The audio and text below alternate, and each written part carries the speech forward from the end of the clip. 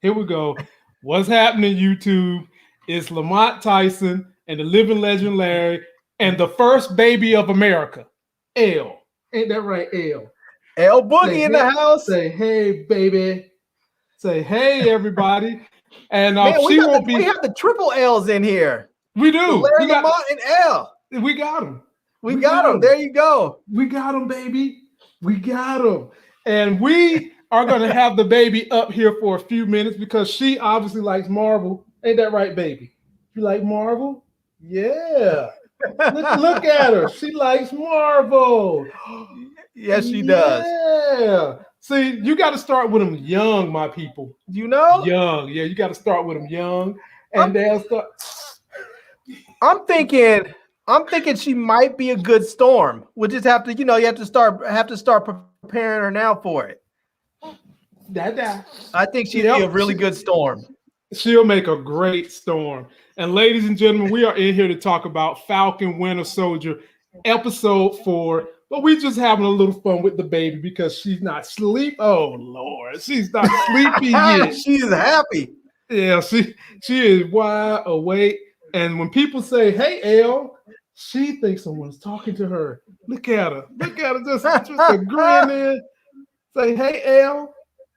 Hey, L. Hey, L. Oh, good. Oh, Lord, don't laugh at him, L. Don't laugh at his jokes. Say, you only have laughter for daddy jokes. That's all you got laughter for. Dada. What's happening, everybody? How y'all doing out there today? L, it's time for your TV debut to end. Yeah, go to bed, baby. Go bed. Go bed. She's like, no, this is my show. I know. And she keep looking at all the stuff behind me, man. I'm gonna have to keep an eye on her. Peace out, she baby. She change the name. It's about to become the L Gain show instead of the Life Gain show. That's what it's about to be, man.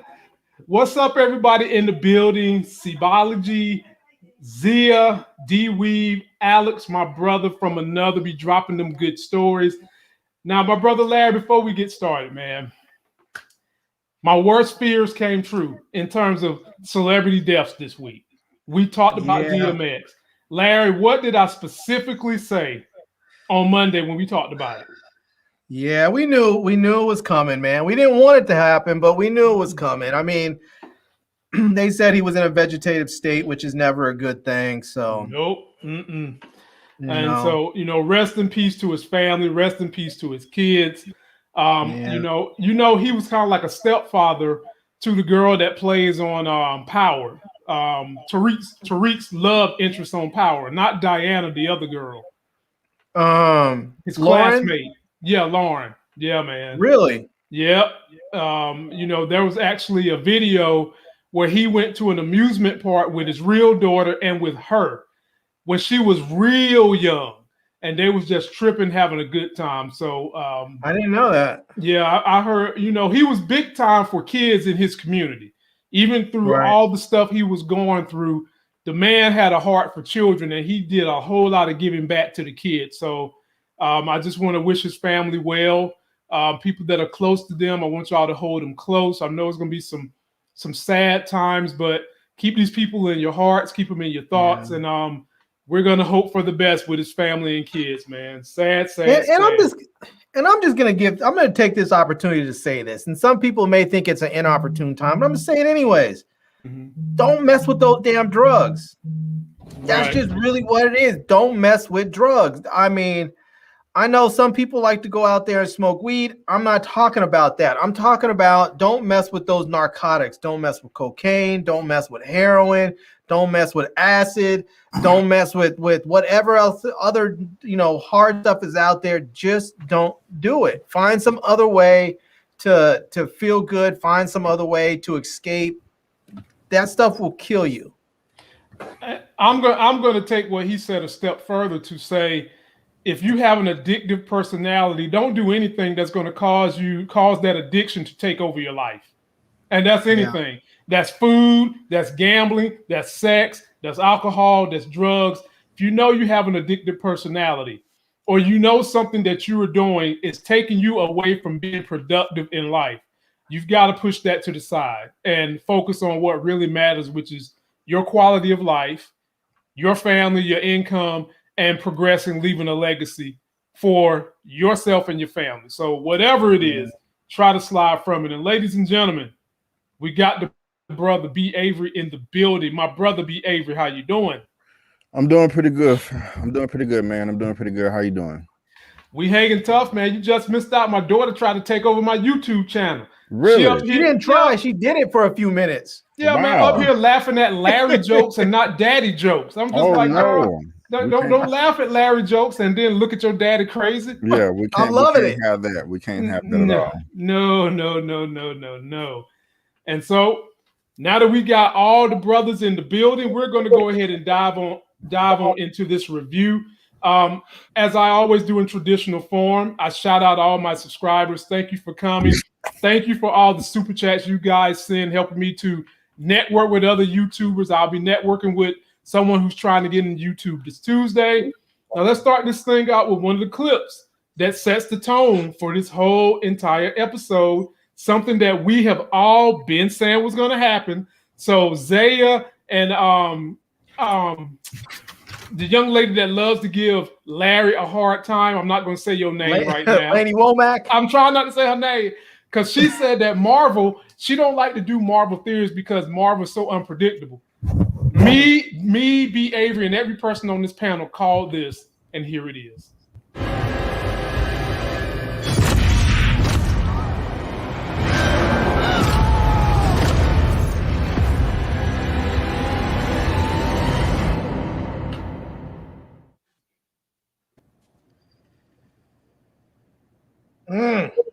Now, ladies, I really hate this character. He is the epitome of entitled. He is the epitome of, how can I say this? There's a privilege and there's a color that goes in front of that word. He is the epitome of, I really can't get the job done without an enhancement. And fellas, we'll get to him, but let's start from the beginning. And B. Avery, I'm going to come your way. How did you feel when you saw this pop up on the screen? Welcome to Wakanda. Oh, yes, sir. We get Wakanda. We get the drums. We get the beat. We get to see Aya.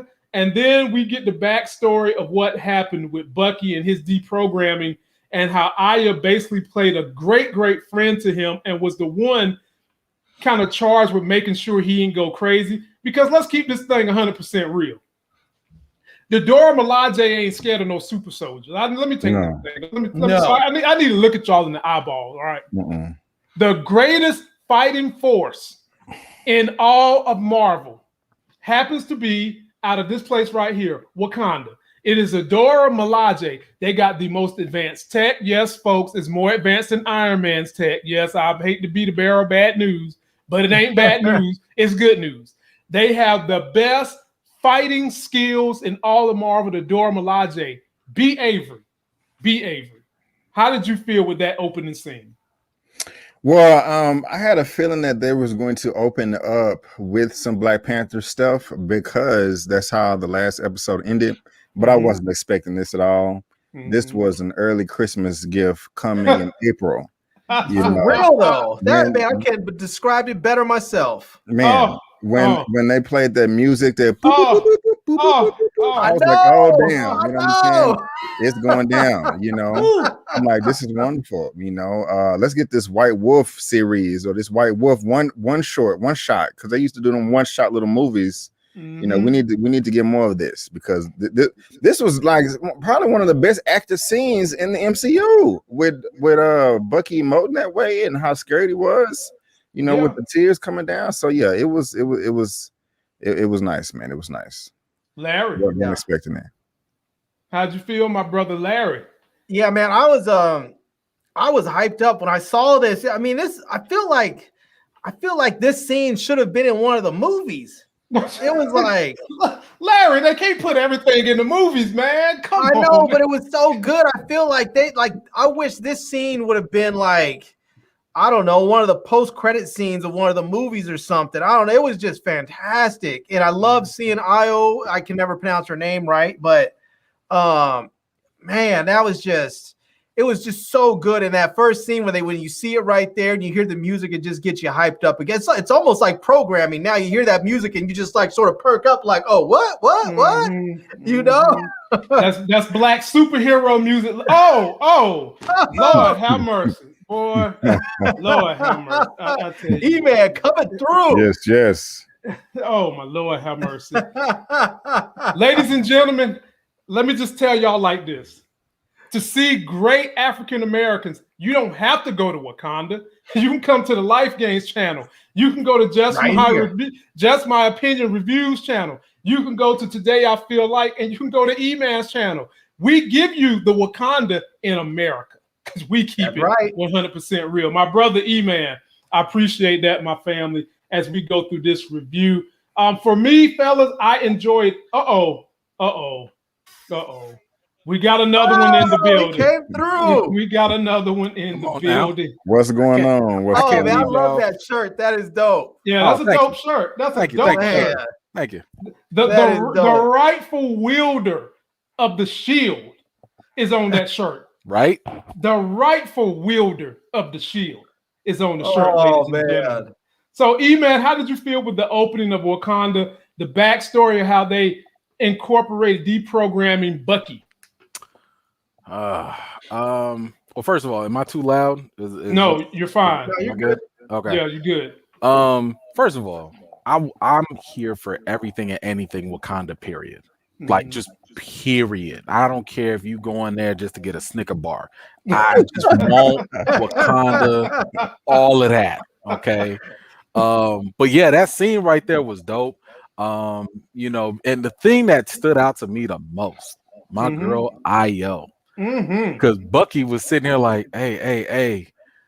He was worried. He was like, well, what if I flip? She was like, I got this. It is okay. It is have no fear. You know, this woman has no problem taking down a whole super soldier. Nope. And to me, I was just sitting here like, oh, come with it, sister. Come with it. Not at all. We just got finished discussing it. The strongest fighting force in all of Marvel with the greatest tech, not Tony Stark, damn it, is the Dora Milaje. I mean, they ain't never scared. If there was ever a better song to play from Atlanta, the Dora Milaje theme music should be "We Ain't Never Scared," because they ain't never scared of nothing. But I want to know, fellas, did y'all feel some? How can I put this in a nice way? Did y'all feel some chemistry between those two? I was about to say the same thing. I think Bucky and Io, I think he's got, even if she's not feeling it, I think Bucky's got some eyes for her. Yes, I think she kind of feeling him a little. E-Man, why you saying no? I felt something. Look, I feel like look, and this is just from my own personal experience. Like when I've been injured, like I've messed up my knees too many times playing sports or whatever. And I would go through physical therapy or whatever. You get like a certain sense of a bond with that person that's taking care of you, you know, and it's not romantic. It's not like sexual. It's just like, oh my gosh, like it's another human being that is like taking care of me, you know, and like you could just create like that bond together. So I don't really think it's anything beyond that. It could. Yeah, but I'm just saying right now, I think he's just like, yo, y'all took me in, y'all fixed me. You know, I was broken. Y'all already know Bucky's dealing with PTSD like no other. And I feel like he was just a matter of like, yo, like you're someone that took care of me when I was at my lowest point. I don't think it has to be more than that. But you know. I hear you, man. I think it's possible though. It's possible. But you know, it's possible. And if I'm not mistaken, wasn't Io maybe feeling the other team? Like, I don't know if I forgot if that was her or maybe that was in the comics. Maybe it was probably it ain't in the MCU. It ain't in the MCU.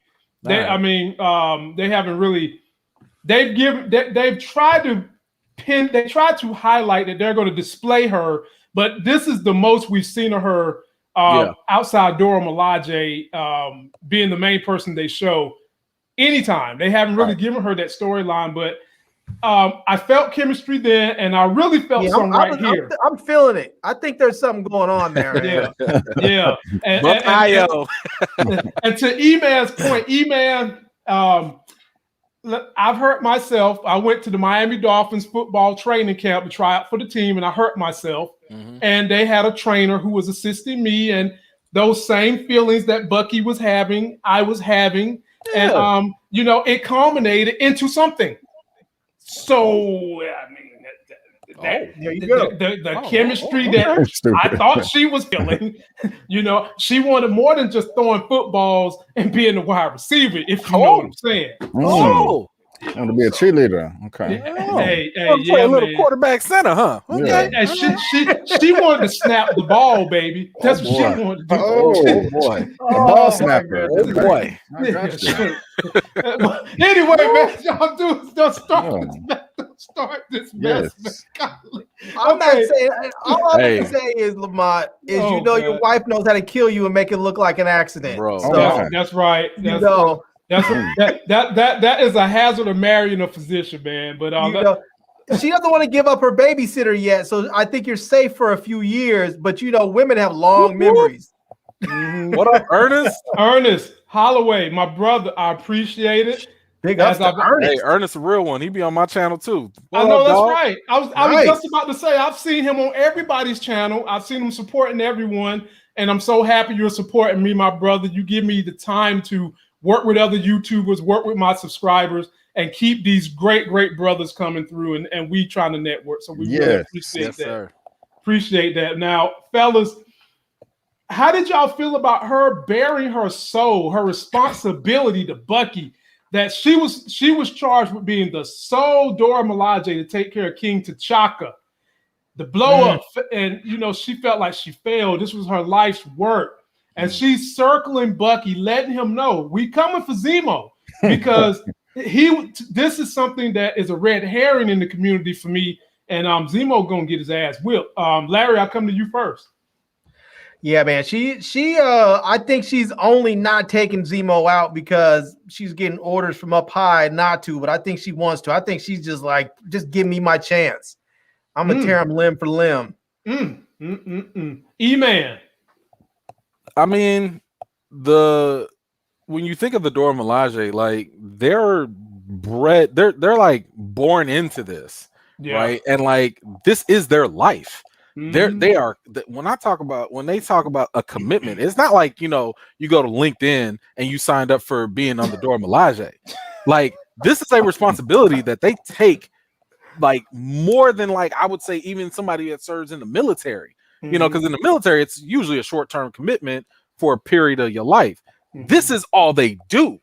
So when their responsibilities fall through the cracks, like you let the one job fall through, that messes with your identity. That messes with your purpose in life.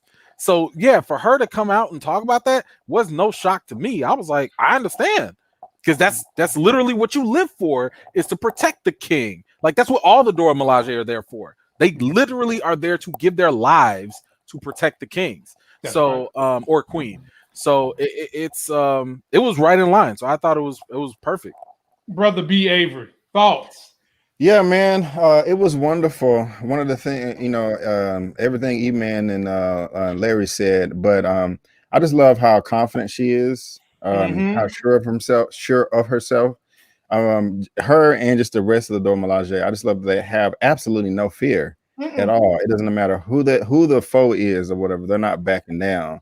They're gonna have some type of strong stance, verbally or physically, just be like, hey, we are not to be crossed. But what I like even more than that was, just how receptive Bucky was during the scene. He didn't talk back. He didn't, shift his weight with an attitude or anything like that. He completely understood everything, that where she was coming from, just like, hey, it's kind of complicated. And, I'm grateful for that. I'm grateful for everything. Thank you so much. Please don't whoop my ass. I'm sorry. I know you're upset. You know what I'm saying? And so he just gave her that deference. You know what I'm saying? Like, a man to a woman, with her being black, then a white man at that too. That just kind of dope to me. that they just displayed that she has that much more power over him when he is the one with the power of the serum in his veins. So all around dope scene. Well, we're going to get more of them. Apparently it doesn't matter. You can't get enough if you were them, it doesn't matter. Because I mean, just like John Walker said, and they don't even have the serum. They're not even super soldiers, man, because they don't need to be. That ain't what he wanted to say. No, that ain't what he wanted to say. That is not what he wanted to say. But you know what? He was too scared of getting that ass whipped. Right. Because keep this in mind. This is the same IA that came right here and went toe to toe with the Black Widow, and I would have loved. When I say love, I would have loved to see this ass whipping happen for Black Widow. Because ladies and gentlemen, that's all it was going to be. I know y'all love Black Widow. I love her too. But this has happened in the comics. She's got that ass whipped before by Dora Milaje, and it won't even hurt. This has happened. So I would have loved to have seen that happen. But fellas, let me take you guys to a different place. So not only did we get that story, we got a little bit more of the head game Zemo is trying to play. So, he's at the crib. He's talking to Falcon and Winter Soldier. He's putting the seeds into their brain of what Carly really is, what they're dealing with and how they should play this out. And it felt like he was trying to do more manipulation. So, Avery, I'll come to you first. Your thoughts on this scene right here when Zemo was just kind of being a steward of words with Bucky and Falcon. Yeah, good choice of words yourself. I was feeling Zemo in this. I was too. That's what I was saying. Like, I was too. He was really coming through. Like, I'll just go ahead and say this. First of all, hands down, in my opinion, this is the best episode of the series so far. Yeah. Goddamn. I was so excited for so many reasons. Also, I want to know how Larry felt. I couldn't wait to get in here and talk about it. Yeah. Because I know that you were a little bit disappointed or wasn't as enthused as I was in the past episodes. As I'm getting to my point. And so with it being the best episode, the action, which I know that we're going to get to, was dope as hell. But what I think I liked even more than the action in this episode was the dialogue between the characters, the conversations that they were having. I mean, it was superb across the board with pretty much every character. And that just goes mainly also because of Zemo. This dude Zemo is dope. I like him more and more every time he is popping up in this MCU. And while of course I don't agree with him, he was kind of making sense a little bit in this episode, particularly this scene right here. I like the fact that he was like Winter Soldier was like, well, there's a flaw in your philosophy. Steve was never corrupted. He was like touche. But how many other people or something like that have come after Captain America? I don't know. This is that back and forth between them, and I have a rebuttal to that anyway. I was like, Bucky should have said this or that, but it was just dope, man. I love the exchange between all of them, and I kind of understand where Zemo is coming from. I don't agree with him all the way, but I kind of understand where he's coming from. Right. I'm coming to you first, Larry, but let me shout out Steven Sewell, who also follows all you brothers. Big homie. Very appreciative. Again, I'm sound like a broken record. Y'all give me. I want to say, big dog. What's up, people? And thank you, Steven. What's up, Latrice? Yeah, Zia Latrice. Yep. And when y'all donate, y'all give me opportunities to continue networking, introducing you guys to new people, new content, and sharing my time with my subscribers. Very grateful. Larry, your thoughts on Zemo? The way they set him up with the wordplay, the way he's using his ability to make words sound like melody and get in people's heads. Zemo, I'll tell you the one thing I think the MCU does very, very well is they give their villains some relatability so that you feel them in such a way that you're kind of like, is that really a bad guy? Like Killmonger. Yeah. No, Killmonger is clearly the good guy. Like Killmonger is clearly the good guy. The villain, but Killmonger. I can see how you might get confused, but he's still definitely the good guy. But Wakanda forever. But you know, my point being is that they really do give their villains some personality instead of just some dumb brutes destroying stuff. And hey, you sound like you taking a shot at DC. What definitely, you trying to definitely, you know, but it makes you you know, sort of it makes you sort of want to root for him, but then not root for him because you listen to Zemo and stuff he says, and you're like, well, damn, but he's still a bad guy. But then again, you start understanding maybe why he's the way he is, and you understand how he can get there, and you know, you start thinking, well, damn, under similar conditions, maybe I would have got to the same place he did, you know.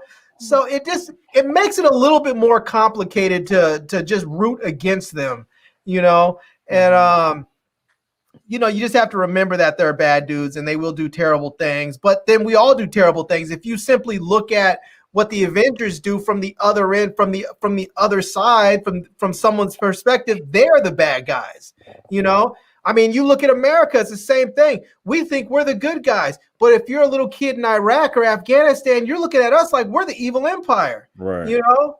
I mean, I was talking to some friends one day and I told them, I said, they were trying to use some Star Wars analogy. And I said, if we use the Star Wars analogy, I was like, we're the empire. And those other folks out there, they're the rebels. Mm-hmm. You know? I was like, that means we're not the good guys. And it becomes confusing sometimes who's good and who's bad, by the way, the MCU presents their villains. And I love the way they did Zemo in this. I think he's funny, he's smart, you know, he's very slick. He knows when to keep his mouth shut, you know. And I like him. Yeah. Zale Latrice, extremely grateful. Love your super stickers. They always make me feel super. So, E-Man, how you feeling about Zemo? How you feeling about his wordplay? Because that's how he's trying to sharpen that knife. Here's the thing. I don't think he was playing anybody here. I think he was just being truthful. I think that is his philosophy and his mindset. When at any point so far has Zemo lied? Like on the plane, he didn't lie. That was just how he viewed the world.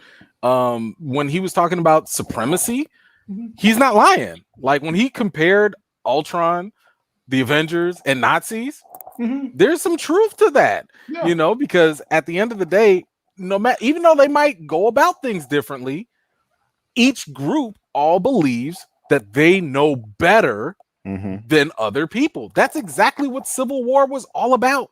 If you really think about it, in Civil War, the Sokovia Accords, where all these countries agreed, all these countries in the world were like, this is what we want. And the Avengers was like, nah.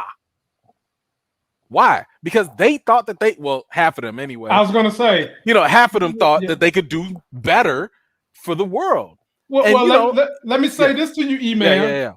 Zemo also said that there has never been another man like Captain America. Yes. And in Civil War, Captain America was deflecting the Sokovia Accord, right?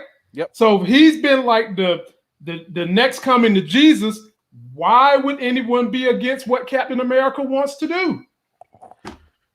I feel like that's a whole nother conversation. Okay. Okay. And if you want to go there later, I'm with you on it. Okay. Because I think there is a lot of depth that can go there, and to compare and contrast that to Sam. Because I think that's eventually where we're going to go. But for Zemo, you're right. He did talk about the fact that, Cap was an exception. And that was like the only flaw in his thinking, right? His flaw was thinking that the serum was just going to give everybody and anybody the feeling or mentality of superiority.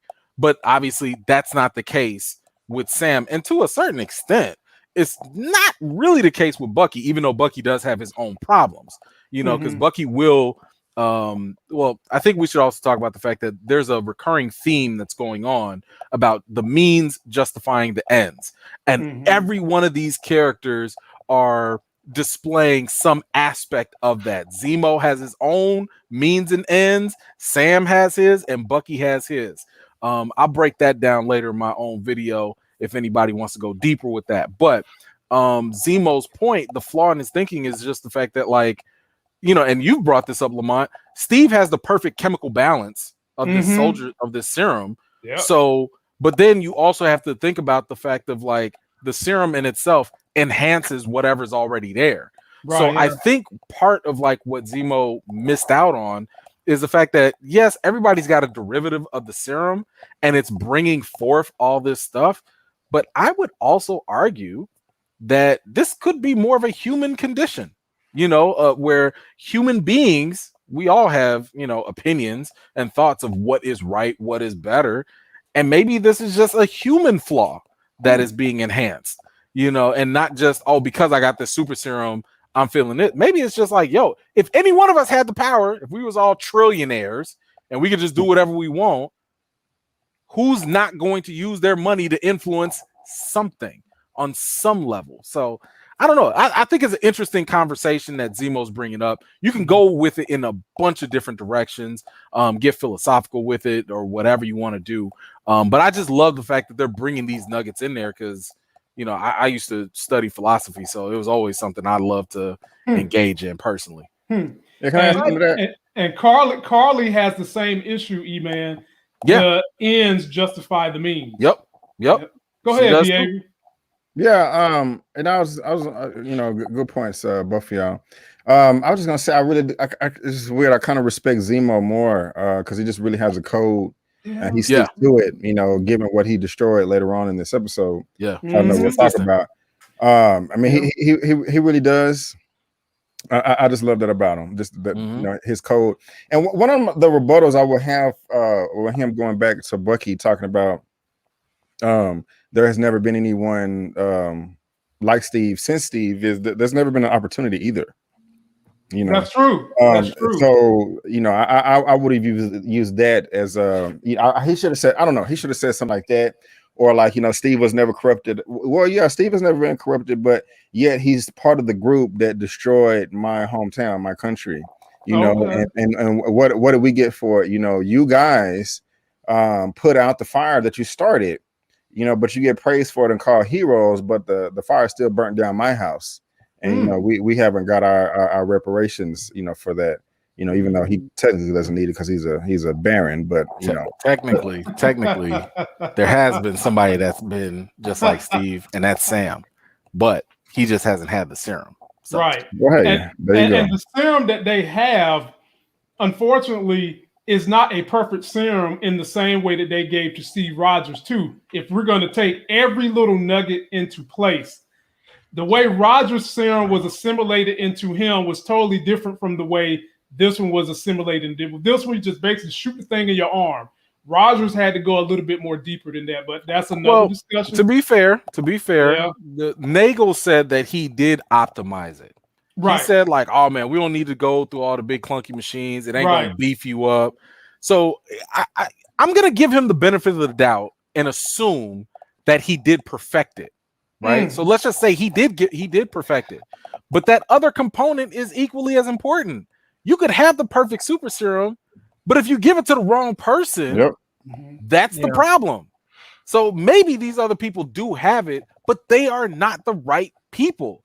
That's why I believe that I'm gonna have to go. Okay, I'm gonna have to go out and say then that's not the perfect super serum, because I feel like the perfect super serum then is not gonna have to only change you physiologically, but it's gonna have to change you psychologically as well. It's gonna have to make you into the better person, the best person of you, the best version of you, and not bring out the worst that you could possibly be. Because some people like Steve are going to be the best person because that's who he is inside. Other people are rotten inside. And if it brings out the best, which is the worst, well, you don't want that. Well, that's what I like about it. No. But that's not how it was created. The guy was it Erskine or whatever? No, I know that's not how it was created, but I'm saying for me, in order for me to consider that to be the perfect super serum, that's what it would have to do. I see. So you're saying he's like saying if there was a perfect one, right? If it would also need to affect you psychologically and stuff like that. I got you. Yes. Okay, I got you. So let me ask you fellas this. Was anybody going to eat that candy if Zemo offered it to you? Lights. I mean, are we ready to have the conversation that Zemo was on full creep mode with them kids? For real. Well, that's where we're going right now. Okay. That was my jumping point. So they're trying to figure out where Carly is, who I said it last week. Carly's growing on me, and y'all chastised me. Y'all took me behind the woodshed and tried to whip me with 30 lashes. Somebody on this panel is starting to feel Carly a little more. I ain't gonna say who, but I know who you are, and it's okay. I'm not gonna out you. All right, I'm not gonna out you. I will. I've been feeling Carly from the beginning. God, he outed himself. Anyway, I love me some Carly, man. God. Carly's hot as blazes. God, don't be more careful, man. Larry, you got some juice in that cup, my brother. I want you to be careful. I want you to be careful. But anyway, he went creep mode on these kids to get the information about where the funeral was going. And they find out my man Sam decides he needs to go in here and try to do some reconnaissance on his own. It was unfruitful. And they knew who he was. They knew exactly who he was, but they felt like their plight was bigger than Sam because they had been given all these promises. But what did they get caught up in, my people? Political bullshit. E-Man, I'll come to you first. Thoughts on this whole culmination of scenes? I mean, look, first of all, Zemo, was just like that little stranger with candy, and all them other little kids was like, forget stranger danger, forget all the Saturday morning cartoons that they learned. They just threw that all out for some Turkish delight. So I was just sitting there like, really? Like, y'all just met this dude. I'm thinking like, is this the Lion, the Witch, and the Wardrobe? Because I'm thinking, hey, little kids. Yeah, man. Oh, my Candy. Get out of here with the creep mode. Oh, my God. No, but like, look, I think what was interesting here was when Sam was talking to this teacher, and when Sam was talking to the teacher, it was really insightful to see that other perspective of what really went down in the post blip. The teacher confirmed the fact that, like, hey, they said they was going to bring us supplies. They said they was going to bring us resources and stuff, and they never did for 6 months. And I'm sitting here thinking like, yo, that is jacked up, because like now I'm seriously looking at Carly's actions a little bit differently, because when you start playing with people's lives, you start playing with their food, their resources and stuff like that. That's a problem. And I know we'll get to it a little later, but even Carly started tapping into it a little bit more when she was like, yo, we had homes and they kicked us out. I'm sitting there thinking to myself like, yo, how would you feel if you found a place, 5 years, you got comfortable, and somebody was like, oh, the original owner's back. You got to bounce. Where do I go? I don't know. Oh, well, let me ask you this. How do you feel if you was the original owner and you get blipped back to your spot and people living there carrying on their life and you don't work your whole life to own this facility like Peter Parker and his aunt did? How the hell are you gonna feel? Now they just moved on out. First of all, I'm gonna call cops. I'm gonna be like, yo, I was here first. that's what I'm gonna call. I gotta tell you, you're brave. I'm not calling cops. I'm not calling cops. You're brave, man. I'm just saying. I'm gonna do it myself. No, but I mean, like this whole situation is something that is fascinating to me. Because not only just the living situation, but what about the work situation? Yes. Imagine yourself being unemployed for years. This snap happens.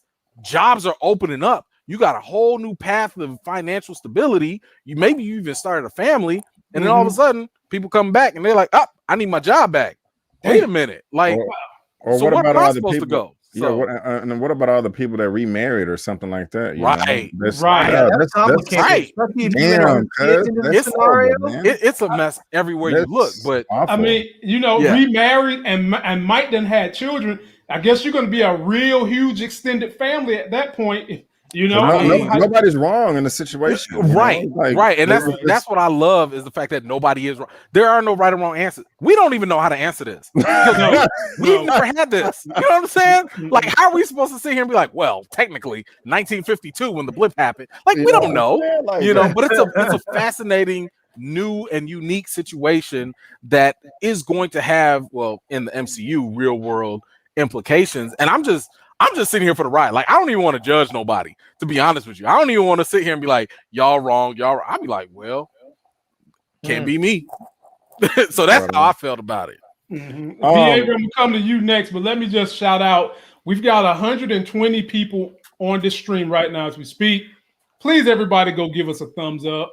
Hell, if you want to, you can thumb it down if you want to, but I prefer you to thumb it up and let everybody know, man, you've got a talent of great young brothers on this stage right here on this platform. And we're going to keep coming together, making sure you guys stay entertained and informed. Please like us, subscribe to our channels. B. Avery, it's your turn, my man. How did you feel about this creep giving out candy and the kids just like, damn, no stranger danger? And then the conversation where Falcon was enlightened about the plight that these people are going through. Yeah, the stranger danger thing was weird, but he was able to pull it off. I hate to praise him for this. Like, oh, you do a good job of luring kids in, but, he did a good job, I kind of feel weird saying that, but he's an effective tool. He knows how to communicate and fit in where others may not fit in. Now, as far as the other conversation, I find it freaking fascinating that these people who Sam assumed that they were refugees, he was like, well, we don't have nothing to refuge from. But he was like, that was interesting to me. But even more is that he was like, bro, I know who you are. I know you are an Avenger. I know you've saved the world, but I still can't trust you because that's just how effed up this whole thing is. It's like, damn, that's like running from Batman or something. Like you just, it's just how, like I know you're a hero. I know you mean well, but still you can't do anything. I'm not talking to you. I'm out. I'm just like, golly, this is a lot uglier than what we're seeing in these 4 episodes so far. Well, which they're expelling on as best they can, but that was a standout to me. I was like, damn, when he said that. Gotcha. All right, my brother Larry, you get last dibs. Yeah, man. That scene with Zemo, I actually saw this a little differently because oh boy. No, hear me out. Because Zemo is a Baron, right? And so he is I'm gonna say sort of lower level royalty. And those people are generally known, the lower level folks are the ones that often go out amongst the people. They do some charitable works. They do different things. And it really showed to me how easy and comfortable he is going out there and talking to people that are maybe street kids or people that normally he might think is beneath them or not beneath, maybe he doesn't even think of them as beneath them. He just thinks of them as people that don't have as much money. He might even think of them as people that he's actually responsible for. And it just showed how easy he can communicate with those folks. And he knew exactly how to approach them. It was just sort of, don't go over there acting all whatever. He just kind of slowly rolled up, pulled up that little stool, put the candy out there, and was just like, there it is. Wasn't he singing Big Bad Wolf or something like that? Yeah, man. He was some song like that, but it was just something catchy. It just seemed like it just showed me he really like. We can hate him, but he knows how to communicate with people. It's what my daughter is listening to right now on a loop with Dave and Ava. He sung the song that my 9-month-old today's daughter is listening to and sucked the kids in. Man, oh man. See, but he knows how to communicate. The dude is brilliant in that sense, and he's so smooth and easy about it. He didn't try and grab one of the kids or come here, let me talk to you, or you better tell me something. It was just sort of like, hey, this is my friend. I want to pay my last respects, yada, yada, yada. It was just, I mean, I thought that scene was I thought he played that brilliantly. And then on top of that, he was like, you see those guys over there? Those are bad dudes. Don't tell them anything.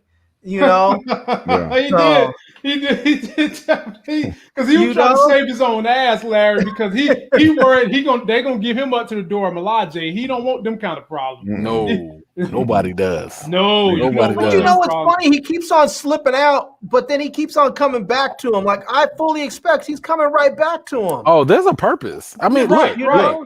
He has a means. He has a means to the ends. They are the means, and he's been accomplishing his ends. Zemo has never lied to these people yet. He was like, even back in prison, he was like, I mean to get my job, my task complete, which is to get rid of the super soldiers, period. So that includes Nagel, That Bucky. includes it might include Bucky. I don't know if he got Bucky problems, but that might include him. Bucky. You know, and you saw what he did. He beelined for those for the Super Soldier Serum. He was like, "Is that what I think it is?" Yeah, stomp, man. stomp, stomp. That's all he was doing. And he was cold-blooded and shot the hell out of Carly. Didn't even think twice. Didn't think twice. Didn't Her new think name twice. is Carly Red. Look, and I ain't talking about love and hip hop. That's her new name. All I need is for my man Zemo, because I appreciate his villainy right now and his consistency, but he better stay the hell away from Isaiah. If he comes for Isaiah, we got problems. Oh, that's not even. If he comes for Isaiah, that's I not don't see it. I'm gonna cancel my subscription if they do that. Hey, go back to the scene. Go back to the last episode when Sam was on the plane and he was like, blah, blah, blah, Isaiah. Zemo was in the back. Oh, we had a picture. Cocked back. We had a picture. We had a long discussion about that last week. Man, he's coming for Isaiah. He better. I mean, if he does, it makes perfect sense. I'm not mad at him if he does. But he better not.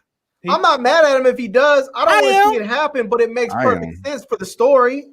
I'm not mad either. As for his story arc. Long as he get his ass whipped, they ain't mad at him. Oh, yeah, you go. But, you know, they might show us that Isaiah still got something left in that tank. The way he threw that sardine can through the wall, he got something left in that tank. I do want to say one this. take. No. Hey, one take. Chill out with that, man. What in the world?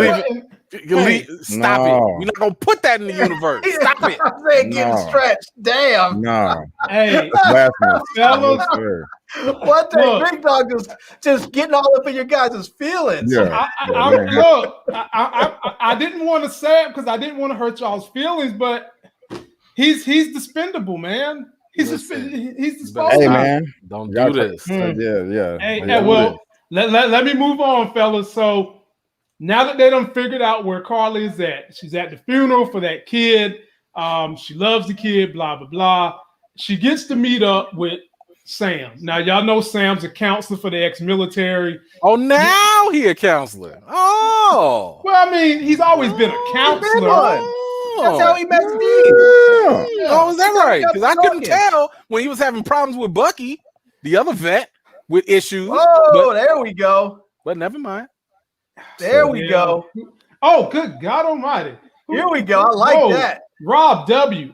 I need all y'all together more often. Easily my favorite group on YouTube, period. Hey, my brother. Again, I'm a broken record. I'm very grateful. And when y'all give me super chats like this, you allow me to free up time to get with these brothers, strategize how we can do more things together, get with you guys, my subscribers, on how I can help y'all be more informed, more entertained, build something, and keep this thing going. So I'm very grateful for that. Shout out to my man, Rob W. Stick with us, man. We're going to be getting together a whole lot. We all love the MCU, and some of us do like DC, and we do have some other stuff we cover. So stick with us. Stick with us. So, Larry, you get the first bite of the apple on this one. How you feeling about Carly talking right here to my main man? And do you feel like he was making an effective push to build trust with her? Well, first of all, I was looking at this and I was like, they kind of look good together. Oh my God, Jesus Christ! They do. No, on the cool, I agree with Larry. I was like, they kind of look good together. I do agree with Larry. You know, I do agree. And I think she was feeling him a little bit. I think she was listening to what he had to say, and I think she was feeling him a little bit until John Walker came in and monkey wrenched the whole thing up. Because I think she was. I feel like she was kind of getting through to her, and she was kind of saying enough to him that he was kind of saying, "Okay, I understand where you're coming from, but you can't go about it this way. That's just not the right way to do it. But I understand what you're trying to do." I feel like they were kind of trying to get to one accord, and then John Walker just effed it all up. But they still look good together, and I think there might be something there. There might be a love connect. For me, it looks more like, maybe brother, sister, or maybe father, teenage daughter. I don't know. E-Man, what you think? Not nothing. Like, she literally said, "Don't talk to me like a kid." That's because she is a kid. Like in comparison, because she's like, I'm a grown woman and I want you to see my womanhood. That's what she's saying. Larry. No, Larry. That is not what she's saying. That's what she's saying. She's like, look at all of me. She's like, look at all of me. What Larry tried to say is she was a kid, but when she took that Super Soldier Serum, she's a woman now. That's what you're trying to say, Larry? Yeah, there you go. I'll roll with that. There you go. Look, I mean, usually actors try to play younger than themselves, you know? So, like, in real life, she's like 22, I want to say. So, she's probably playing an 18, 19-year-old or something like that. But whatever. That's neither here nor there. Like I was saying earlier with Sam. I mean, like I said, this is what I wanted from Sam from the jump. This is what I wanted from him with Bucky, because he literally specializes in dealing with veterans with trauma. Bucky is a veteran with trauma. So when they try to drum up all this drama between them, that they just hate each other and they're just this, and I'm like, what? This is so contrived. Y'all just made this up just to have comedy in there, but it doesn't make sense because Sam, of all people, knows how to deal with this. He knows how to deal with that. He knows that Bucky is probably sleeping on the floor dealing with PTSD. He understands that all that stuff is happening. You know, so that was why I had an issue with that whole therapy session and all this. I'm like, yo, Sam, this same approach that you just did with Harley, you could have been doing that with Bucky. You could I mean, but you really felt like they tried to present it that Sam and Bucky kind of hated each other. I always thought like they did, like that was all very, very sort of like half-hearted, like they really did like each other. They just didn't want to admit it. I mean, to me, like it was cool. It was funny in the beginning, like in Civil War when they were first really getting to know one another.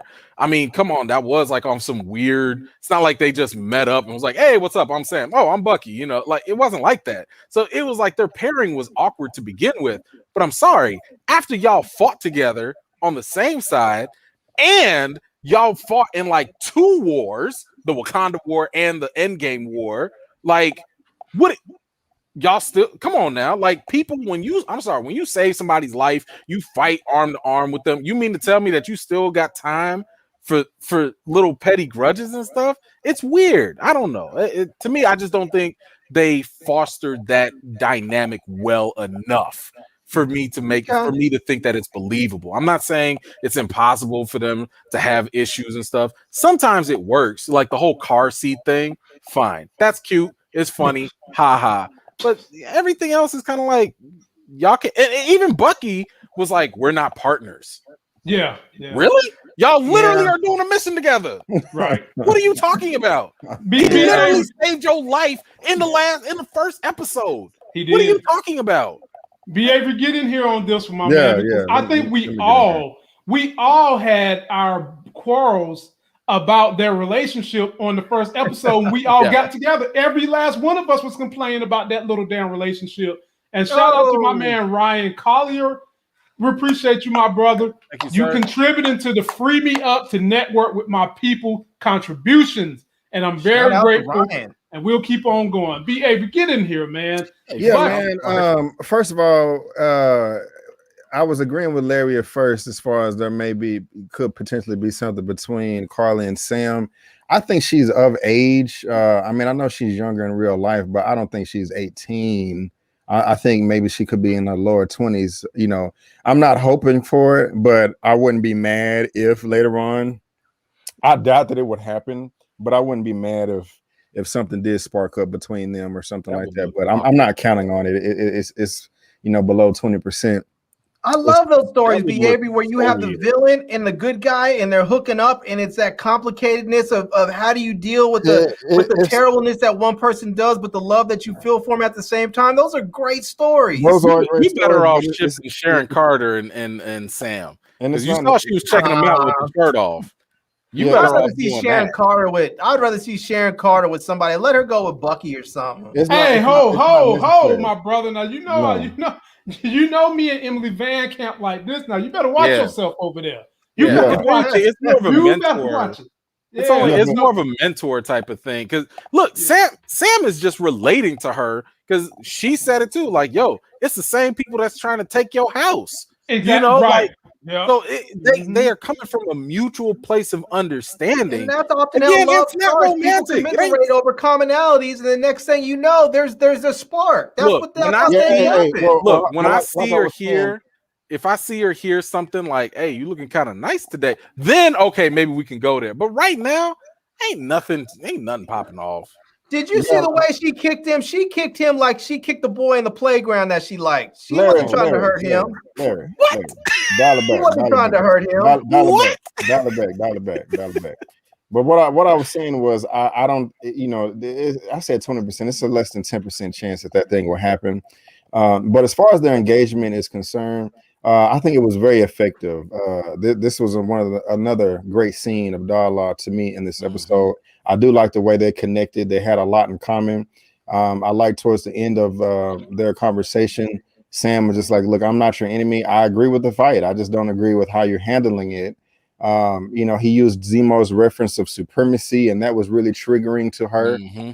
It's just kind of showing that she is kind of more operating based off of emotion more than logic, and that can be very dangerous. You really have to. So what you're saying is Sam came at her and told her that she was the hysterical woman, and that she was being emotional. Because I don't mind saying that at all. If you're killing people for unjustly, I don't care about feelings. When when something like that's concerned. So yes, I would have no problem with that. Especially when people are dying, innocent people. And so innocent 3. I'm sorry. How many were there? 3 that were innocent that died? Yeah, it was 3 died and like 12 injured or something. 11 injured. I'm not trying to discount 3 lives, but let's be real about how many people have been dying in the MCU. 3 people is nothing when you consider how many lives may be saved from the food and medicine that she's getting. It doesn't matter. You can't just it absolutely does. You can't just blow people up. Yes, you absolutely can. We do it as a country all the time. We get criticized for it all the time. But we also keep a lot of people in the world safe. I disagree with a lot of stuff that happens, but there is something to be said about playing the averages. You look at and you say, okay, we can have massacres where you'll have 10 or 15, million people slaughtered. Okay, or maybe you kill a couple thousand and you preserve those lives. Here's a real life scenario. A few years ago, one of the bank accounts I had was with Wells Fargo, and we all know that they got caught with fraud. We all remember that a few years ago. Does that mean that I get the right to go and blow up all the Wells Fargo execs because of that? No, no, we're not equating the loss of some money to lives, are we? We're the loss of resources. The GRC was holding the resources for 6 months, so you can, in a sense. Yeah, but the loss of those resources were causing people to die. That's a different story. So you mean to tell me if somebody lose their money or somebody lose indiscriminately? If somebody lose their livelihood, they lose their money. Enough of it that they have nothing to do. I can equate it to a life. Hell, we shouldn't be equating finances to a life, but a life insurance policy says your ass is worth $200,000 based on however little hokey pokey mess they come up with. So I hear what you guys are saying. I just don't think that one individual person who has their bank account stolen or a couple people that have their bank account stolen is the same as people being withheld life-giving resources. It's one thing when someone's not getting their money so that they can go buy a new TV or a car. It's another thing when people are being withheld water and food and medicine. What about the health? Look, I think the what makes that argument, because it's a utilitarian, philosophy that you're coming from, right? Like what's the greater good? If it means sacrificing 2-3 people for the greater good, so be it. And I don't know how people want to justify that. Some people are utilitarian and they just think that that's okay. That again, the ends justify the means. I think if we really want to make this realistic, all of that changes when you start to actually know the people. Because it's easy to sit here and be like, 3 people died. You don't know those people. But what if those 3 people were your immediate family? Does that change the whole situation? Does that change the circumstances now? Does that change your point of view now? And I think it does. Because I'm sorry, personally, I'm not going to be like, oh, well, my 3 daughters, are gonna die. But hey, it's cool because it saves America. Screw America. My daughters come first. You know what I'm saying? So that's kind of like where the argument. It doesn't change the calculus for me. Because I mean, it's just my dad was a cop for 30-something years. I knew every time he went out there, there was a risk that something happened. Stay on mission. I am staying on mission. I'm answering his question. I'm telling him that. I get it, but my point with you is you went off mission, and now you're about to go 2 more minutes longer than what I would like for you to go. Stay on mission. Keep the answer short so that we can get out of here at a decent time. That's all I'm saying. And shout out to First. Thank you for the $20. Greatly appreciate it. We appreciate you. Now finish your point, Larry. Keep my answer short, then, E-Man. No, personalizing the loss for me does not change the calculus. I fully understand that sometimes you may have to endure personal loss in the pursuit of the greater good. Sometimes we have. My dad served. I served. Sometimes you put yourself in harm's way, knowing that it could come to a catastrophic loss, and you don't want it to, but it could. So no, it doesn't change the calculus for me. Okay. And just real quick, the scene was dope as hell. At first, I was gonna say that Sam needs to practice his ninja skills because he was caught, but I do like that he just showed up and was just like, "I'm not a threat. Let's talk this out." Like they eventually did. That's dope. And just I know you're trying to move on the month, but I just have to talk about what led up to this. Mm-hmm. Where Baltimore not Baltimore, Battlestar and Walker confronted Bucky and them in the street. Yeah. I love that scene in the street. Yeah. It made so much sense. I completely understand where Walker was coming from. Just like, guys, what the hell, man? Like, you're breaking this dude out of jail, and he's like, well, I know where Carly is, and he's like, okay, well, tell it where, and he's like, it was just a dope scene, like I putting myself in Walker's shoes. I was like, okay, I would be doing this, even though he's a douche and nobody likes him. If I was in his shoes, my energy would be exactly the same. I mean, he wasn't wrong. It's just that Sam had a better idea, which was, hey, let's de-escalate the situation. Right. And I like that Battlestar was like, well, wait a minute, John, let's talk this out. If Sam can talk Carly down, that's possibly the best option. So, but haven't we been saying that most of all Walker's big decisions, he gets solidification from Battlestar? We've been saying that for weeks. Well, Battlestar is his magical Negro friend. So, can I ask a silly question? Why is it that Battlestar still needs to wear his last name on his plate right there on his armor? I mean, maybe that's military standard. I don't know. Maybe that's GRC standard at some point, right? I mean, the dude died. He's up there with drool and blood dripping out of his mouth, and he's got this big ass Hoskins on his. I'm like, well, I don't understand that. Well, I got some hot takes. I got some hot takes on that when we get there. Let me ask y'all about this. So they got this plan. Sam calls Sharon Carter, who has that tracking satellite following John Walker. Why did they show us this, Larry? Because I think it's a deeper point than just to be tracking John Walker. Oh, I think it's just another hint that she's the power broker. No.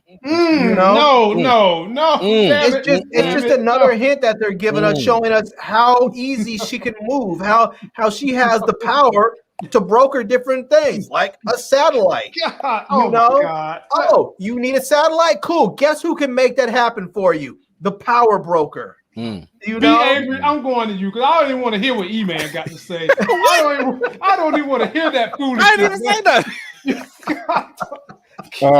I definitely don't think that she's a power broker after this episode. I would, again, like I said before, I would be disappointed if she was. I don't even really care about the power broker anymore with the way this episode ended, to be honest with you. What? That's like a third plot point to me now. I'm more concerned with some other stuff. I don't know why they showed the scene though. I don't know. I forgot about. I was so focused on other stuff than Sharon in this episode. I mean, she was cool. I don't got nothing against her, but I'm just. I don't know. I have no idea why they showed this. I think they just wanted to keep her in our mind. I think they were just trying to keep her on the forefront of our mind. I definitely agree with that. I definitely agree with it. E-Man, thoughts on Sharon Carter still popping up? So for me, I was sitting here more intrigued at the fact that she's walking through a mob of guys Exactly. that clearly, like, Yes. I'm assuming either work for her or work with her. Good point. And I'm like, these guys also kind of look like the bounty hunters that came in last time. So I'm sitting there thinking, like, I feel like she might be brokering some deals. Oh no, powerfully. Okay. But here's the thing. And let me throw 3 options at you. She either is the power broker, which maybe it could be misdirection. It could be the whole Marvel gender bend thing. Maybe. I think it's a little less likely, but it's possible. Second option is she could actually be working for the power broker. I think that's it. One rumor that's been out there was that Zola was going to come back. So that little computer dude from Winter Soldier, he might be the power broker. Maybe. What? Who knows? Because the actor is supposed to come back in the show, so some people are speculating that he could be the actual power broker all the time. I'm not mad at that. Maybe if she's not the power broker, then she's still working for the U.S. government. This whole thing about the third option, right? Back in, no, I don't think she's not ever working been for out. the U.S. government because she already said she was exiled or she can't go back. Yeah, I don't believe that. But I do believe it. But I think that the third option is she could be working for Sword. And not the sword that we saw before, but for Nick Fury's sword. So because think about it, in Winter Soldier, who's the number one person to help you get off the grid? She said that the Avengers weren't there for her, but then again, Nick Fury could be. Nick Fury knows how to help people escape, get out of there, cover their tracks, and maybe if Nick Fury's sitting on a whole spaceship, and I'm sitting there thinking like, yo, if you got access to a satellite, and if you're not the power broker, maybe you have access through Sword, who is in space. Maybe. So that's what I'm saying. It could be 3 other possible options. We just have to see. I'm not putting my money on any of them. I'm just speculating and throwing it out there. Now, it could make sense to me that she's working with Nick Fury because when Nick Fury was claimed to be dead in Winter Soldier, who was in the room within 2 minutes helping assist Captain America as they were getting? She was. Exactly. So I would love to see that scenario because I don't want to see Emily Van Camp go bad. However, I do think that this could be a situation where Thunderbolt Ross is working behind the scenes, putting his little team together, and she could be the person in between all that. I don't want to see that happen, but I think it could be. Beaver, I'm coming to you for this one. Pretty telling story right here. So we figure out where they're hiding the Super Soldier Serum. They're hiding it under this brother's granddad, who was kind of a supporter of the Flag Smashers crew. And she grabs the Super Soldier Serum, and during this talk, which was some more good dialect, he recognizes they're talking about white supremacy, neo-Nazis, and all that, and how he loved Captain America, how Captain America stood up to that, and how different heroes need to have a face that represents them. And they basically started alluding to the fact that she could be kind of this new hero, this new vision for people. Talk about what that makes you feel, but I want to throw in a caveat in there. Do you think that was given a nod to the lady Captain America, which is this chick right here, who happened to be whose daughter? Luke Cage. We don't see the photo. Is it up? And Jessica Jones. There we go. Yeah, I don't know anything about this female Captain America. I heard of her for the first time, I think, today or yesterday. Okay. It's probably today, watching somebody else's recap. So maybe they are kind of nodding to that. But as far as this scene is concerned, it was just another dope scene. I was really wondering, I'm like, man, they're giving this no-name character a lot of words, a lot of dialogue. I wonder why. We find out later why. But I feel sorry for him. I mean, since Captain America was his role model and he looked up to him and having so much respect, that just kind of just goes to show that he really does see himself in this situation, this scenario, as the good guy, not the enemy, the protagonist, not the antagonist. He's trying to do good for the people. He feels like he is Captain America. He's trying to live up to that. And so, that's just, interesting to me again, that one person or group is, to some people a terrorist, while to other people that are like a freedom fighter. And you know, it just, yeah, you know, it's unfortunate how things turned out, but you know, I felt for him, you know, with how he felt about everything. Gotcha. E-Man, thoughts on this scene? Nothing. Oh. No, I mean, like, I didn't think it was that deep. I think this was more foreshadowing for the final scene of the episode, which I'm sure we'll get to. You know, the fact that the guy was saying that he looked up to Captain America, that brother right there. I think this was just more foreshadowing of that. Personally, I don't think Carly's gonna make it out this episode alive. So, or out the series. I don't think she will. I think Zemo's gonna put her down. You know, like I said before, you cannot have too many super soldiers running around. It devalues the whole thing. I think all the flag smashers are going to die, and I think she's going to die at the very end. She's not going to make it. I agree. You know, so I didn't look too deep into this outside of the irony that happens in the very final scene. Gotcha. Larry, your turn. I disagree. I think she's going to survive. And I think that Sam's gonna save her, and then in one of the future movies that comes out, she's gonna pop back up and save Sam. Oh, okay. But I'll save it for when we get there, because we are about to get there. So I'm gonna move on beyond that. I'm gonna save it for. There is a conversation I want to have about them when we get there. So let me just move on. So next week, we kind of talked about this already. But this is when Zemo and all the crew are coming together, and this is when Walker and Battlestar Buckwheat find the crew. And they're just kind of like, why did y'all break them out? They're asking all these weird questions. E-Man, talk about this dialogue and what you thought they were building upon in this scene. I think this was like really a way. Okay, so for me, this entire episode is slowly and surely showing us the contrast between Whack Walker and Sam, right? So like we're really starting to see like how they contrast one another in their approaches and how they would be as, you know, the Captain America. So clearly John Walker is like brash. He's, you know, to the point he wants to just jump right in and, you know, knock heads and ask questions later or whatever. And Sam is like, yo, like we need to de-escalate the situation. We need to like go in with a much more calm approach, etc. And it's kind of like this is definitely setting us up for the eventual turn, you know, for Walker.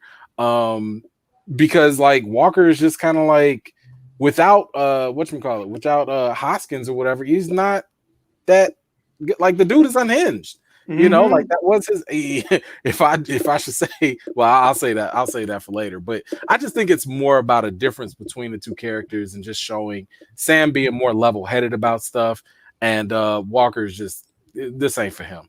Okay, Larry. Yeah, man. First of all, just shout out to Zemo's fashion, man. Dude's walking looking like the White Shaft. Coat is on point. Yeah, man. That thing is on point. Yeah, I can't front on that, bro. And that belt right too. Yeah, one thing that I noticed is after they all talked and they started walking off, Zemo was walking in front of them with all the rest of them behind him, like he was leading the pack. And I just, you know. It just did. I think just that whole sort of positioning just said something about where he's standing in the pecking order of all of them, you know. Okay. But it you know, I don't know, man. This scene was kind of cool. I was looking at this scene and sort of looking at some of the other stuff going on around him. Like you see the dude in the background sort of looking at him. And when they show people up on like there was like a bridge and some stairs and you saw people sort of watching them like, wait, what are these? Why do you have these Avengers and Captain America and whoever else out there? And you don't see anybody coming up to him trying to speak to him, but they were all definitely kind of looking and watching and, you know, It was just an interesting dynamic. It was just interesting to see how people sort of view them. You know, B. Avery, talk about it. You got that little kid looking over Sam's shoulder, like, oh, okay. Yeah, pretty much. You know, just echoing what I said earlier. I completely understand where Walker's coming from. Just like, what the hell? Why are you letting this guy out? What's going on? What's the plan? Even though I don't like him, he was asking all the right questions that I would ask if I was in his shoes. But something that just stood out to me, if you look at Sam right here, excuse me, is that, he's so vulnerable because he's on this mission walking around with really no weapons, no wings or anything like that. He's not a super soldier. He doesn't have the shield like Walker does. So I like that he's just like, I don't necessarily need it. I would do better with it. But, I don't, Bucky has an arm and, the serum. And so I just like that we're seeing Sam walk around, not suited and booted in his uniform all the time. I mean, technically, Zemo ain't got nothing but a gun. Zemo keep a good damn handgun somewhere. I don't know where he be pulling these guns out from. He got that golden pistol. Yeah, he keep a good damn handgun. Shoot. So I'm with you with that because Sam is confident in who he is. This is also a contrast of confidence. Sam is well confident and I don't have no powers. It's just grit, tenacity, testing of fortitude. Whereas Walker, on the other hand, he's just stuck being the low man on the totem pole trying to live up to Captain America, and he's not handling it well. And that's been evidenced by this scene we're about to take a look at right here. Do we know where they filmed that at? I have no idea. Prague. They did? In Prague? I think so, because I know they were that's where the delays were. Okay. Back in like 2020. So gotcha. All right. So we headed to this funeral. We know where Carly is at. She's at this funeral. Again, they're going to try to take the Sam approach. Sam go in, talk to her. Walker decides, you know what? F this. I'm going to tie up Zemo and I'm going to put you on a time limit. That's what we're going to do to you. We're going to put you on a time limit. He has a unique dialogue with Bucky, and I'll let one of y'all recap that dialogue. But amongst all that, it breaks down. Zemo gets free. He's slipperier than a paint of oil. Gets in there, pulls out the gun, shoots Carly. Next thing you know, he finds the Super Soldier Serum. And in true Zemo form, he just starts stepping on it to pieces. B. Abraham, coming to you first. Your thought on this whole entire funeral, the melee, everything going on in this scene. Yeah, man. First of all, like E-Man was saying earlier, this kind of just goes to show how unhinged John Walker is. They had a plan. It was all chilling. And he just started itching. Like, oh, God, I got to do something. I got to get involved. I want to be the savior. Like, this is a bad plan. Let's rush in, blah, blah, blah. Like, sit your ass down, dude.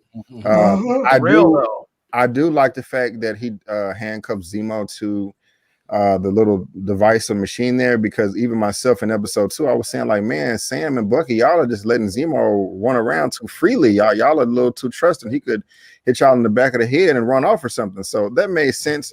But I was a little bummed out that Bucky was able to talk Bucky into letting them in, because he was like, your partner needs backup. Do you want that blood on your hands? And it sucks because Carly was really starting to trust Sam.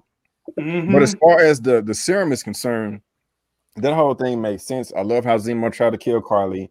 I was nervous. I was like, damn, she spilled the vials. And he went over there. I was thinking that he was going to pick it up and take it himself, but he didn't. I was like, damn, this dude really does have a code that he's living by. He's like, F, these super soldiers, I don't even want them myself. I'm, like, no. And so he's like, it's Christmas right here, It was funny that he got hit in the head with the shield. I was kind of thinking, like, I was trying to, can I think on the ground, they showed 8 vials, and then the 9th one came that John Walker picked up. But I'm wondering if there's still going to be another vial somewhere that rolled under somewhere, and they haven't found it yet. Because I'm still on the fence as to where Sam is going to get the Super Soldier Serum or not. Mm-hmm. I'm not expecting him to, but I would be happy if he did, But that's just me. That's just me. E-Man, your thoughts on this scene? And the memes are floating around the internet when that serum was right there between the water, and John Walker was looking at it. The memes are all of his ass were thirsty as hell. Look at him and that look for that serum. That boy got something in his eyes on that one. Your turn, E-Man. Yeah, I mean, the moment this whole scene just went down, it was, and I mean, I know it was intentional, but it was definitely disappointing, because Sam was actually making headway. Like, he was actually getting through. And it's like, and he didn't even get his full 10 minutes, but right. Walker coming in, starting all this mess or whatever. It's just more of like that, dare I say, like that American gung ho, like I know better, so let's just do it my way, and it was kind of like you really want violence. Like you woke up this morning choosing violence instead of the de-escalation that was working, know. But you know what, E-Man? Yeah. He wanted violence and his ass got. Oh, we're gonna get to it. Oh, he got it. He got it. He got that smoke, and he could not inhale none of it. But the fact that, and to Brandon's point, like I love the fact that like Zia Latree said, trying to police everyone. Yeah, like that was it. It was like, bro, chill out, But to Brandon's point, Zemo's consistency. This is what I've been saying. Zemo said what he was gonna do, said what he believed, and he follows through to the T. He literally just keeps on accomplishing his goal while everybody is playing checkers. My man is playing chess. While everybody's like, "Oh, let's go investigate this." I'm about to go kill some super soldiers. You know what I'm saying? Like, I'm slipping away so I can go do some other stuff that I was designed to do. That this is what I came to do. I got one job and I'm doing it, and he is. So the fact that John got this whole this serum though, like I was just like B. Avery too. I'm about to go back. I'm counting all the vials. I want to count how many fell.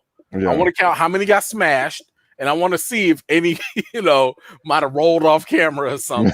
Because you never know. Right. But but also to the other point, I don't want Sam to get the Super Soldier Serum because, and I've seen this happen with a lot of fans also. Like a lot of fans got mad that Sam was chosen, but he doesn't have powers. And I'm like, that's not the point of the shield. That's not the point of being Captain America. It's not about having powers.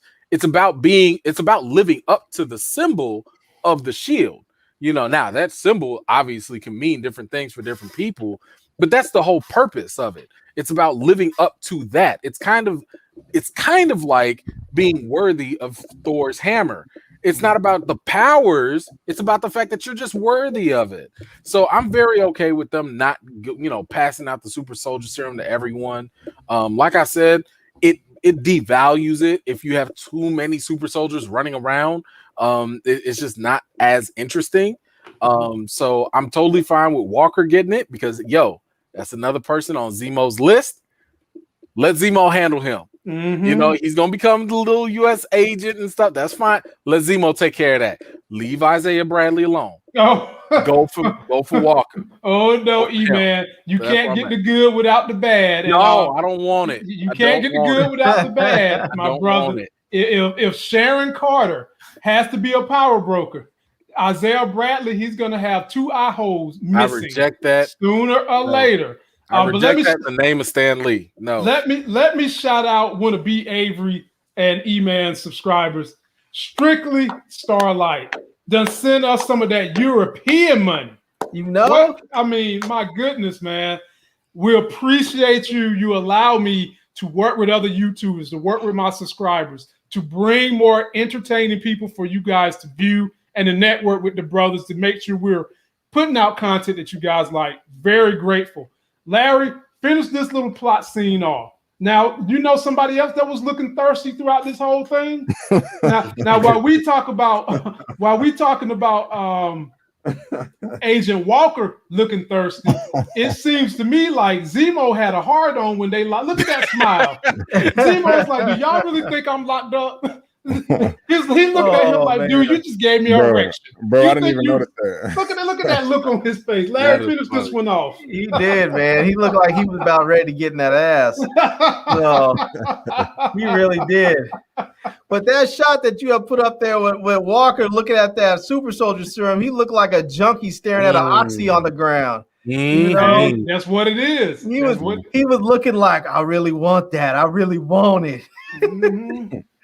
But yeah, man, I mean, E-Man's right. It's kind of nice that he took it because now Zemo can go ahead and take him out, and Sam doesn't have to have that blood on his hands because they were talking about they've been going back and forth with this him and Bucky been going back and forth. Should we just take the shield from him or not take the shield? And you know what happened the last time we took the shield. So now it seems like that they're sort of taking that away, that conundrum away from. They don't have to deal with it anymore. He took the serum, and now Zemo's gonna want to come for him.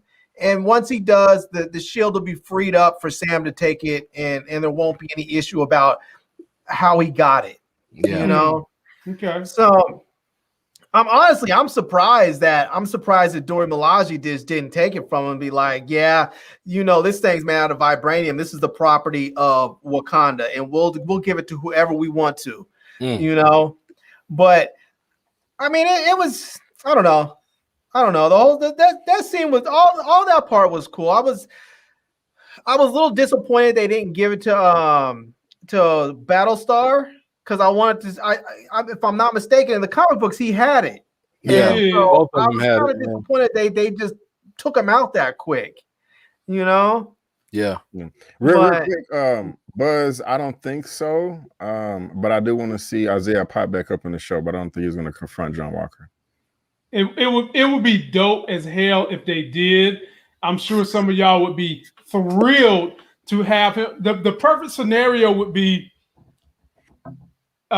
He done took that Super Soldier Serum. Somehow he's managed to beat up Bucky. Somehow he's managed to beat up Falcon. They're down. Isaiah Bradley decides, I'm going to help this young brother. He gets into it with John Walker, beats him up, and then all of a sudden, here comes Zemo, shoots Isaiah Bradley right in the back of the head, shoots John Walker in the back of the head, and then runs away. And Bucky and Sam got to find him now at the end of the show. Hell no, man. Bro, I'm canceling everything. No, you're not. No, you're not. We knew that we knew John Walker was going to get the serum though, because they set the whole thing up in the beginning when Zemo asked Sam if you had the opportunity, would you take it? And Sam immediately, without any hesitation, said no. And got I wouldn't. It was just like there was just nothing there. It was automatic no. And so as an exact contrast to that, it was when they had that conversation when Walker and Battlestar had that conversation, and dude was like, hell yeah, I'd take it. And they were both like, they were both of like one mind. And so, it was kind of like, okay, we know where they're going with this. They're setting them up to be polar opposites, so we know that dude's gonna get it. Yeah. So, and I'm loving the name of that restaurant, the Gastronauts. That's just a dope name for a restaurant. And Lamont, I gotta ask you, bro. You really think that they're gonna take out Isaiah in the show? Man, I don't think anybody wants to see it, but I wouldn't be surprised. That's a horrible idea. It'll evoke emotion though. If they do it, it'll evoke emotion, but that's kind of what you want your villains to do. Like be Avery, I think that I don't like it though. I don't think we've seen the last of him, and I don't see them having any more use for that character other than this series, and I can see them using this as a vessel to get people talking, and I can see them allowing Isaiah to go down in a blaze of glory, kind of like they do with wrestlers. When it's time for Hulk Hogan to lose the belt and they're trying to pass the moniker to somebody like Sam or whoever, they'll let that bad guy go down, but he beat the hell out of somebody, but then in the end he loses. I can see that happening easily. Well, I know you're trying to move on, man, but real quick, and I think I said this before, but I would be disappointed if we do not get a scene of Sam going to Isaiah and having another conversation of a younger man going to an elder, like we're all supposed to do, and getting that knowledge and getting that wisdom. And they need to include Isaiah Bradley in the memoriam, at the museum. Like that, that would be so perfect, man. Like Odyssey, race history, but we get the recognition and respect. That would be perfect. I hope Malcolm's coming. I hope Malcolm might do that. Be Avery once he dies. I hope so. Avery, I'll tell you what would really evoke emotion is if towards the end of this, the last episode or so, there's only 2 episodes left. So let's say the last episode, they go after Isaiah. Isaiah has to help fight, has to help Sam and Bucky fight, and they win. And then the government realizes all the super soldier serums have been destroyed. So they take Isaiah again and go back to experiment on him again. Next thing you know, you see a blacked out van pull up in Baltimore and snatch him again. Don't do that. Talk about evoking emotions, boy. People with this show don't even like want to go that far. It don't. No, it don't. They got John Walker now. They talked about as far as being all this racial whatever. Man, it's been a complete letdown. No, don't get me wrong. We're past the halfway mark. It is not predominantly about race. Nothing. It's not about race at all. No.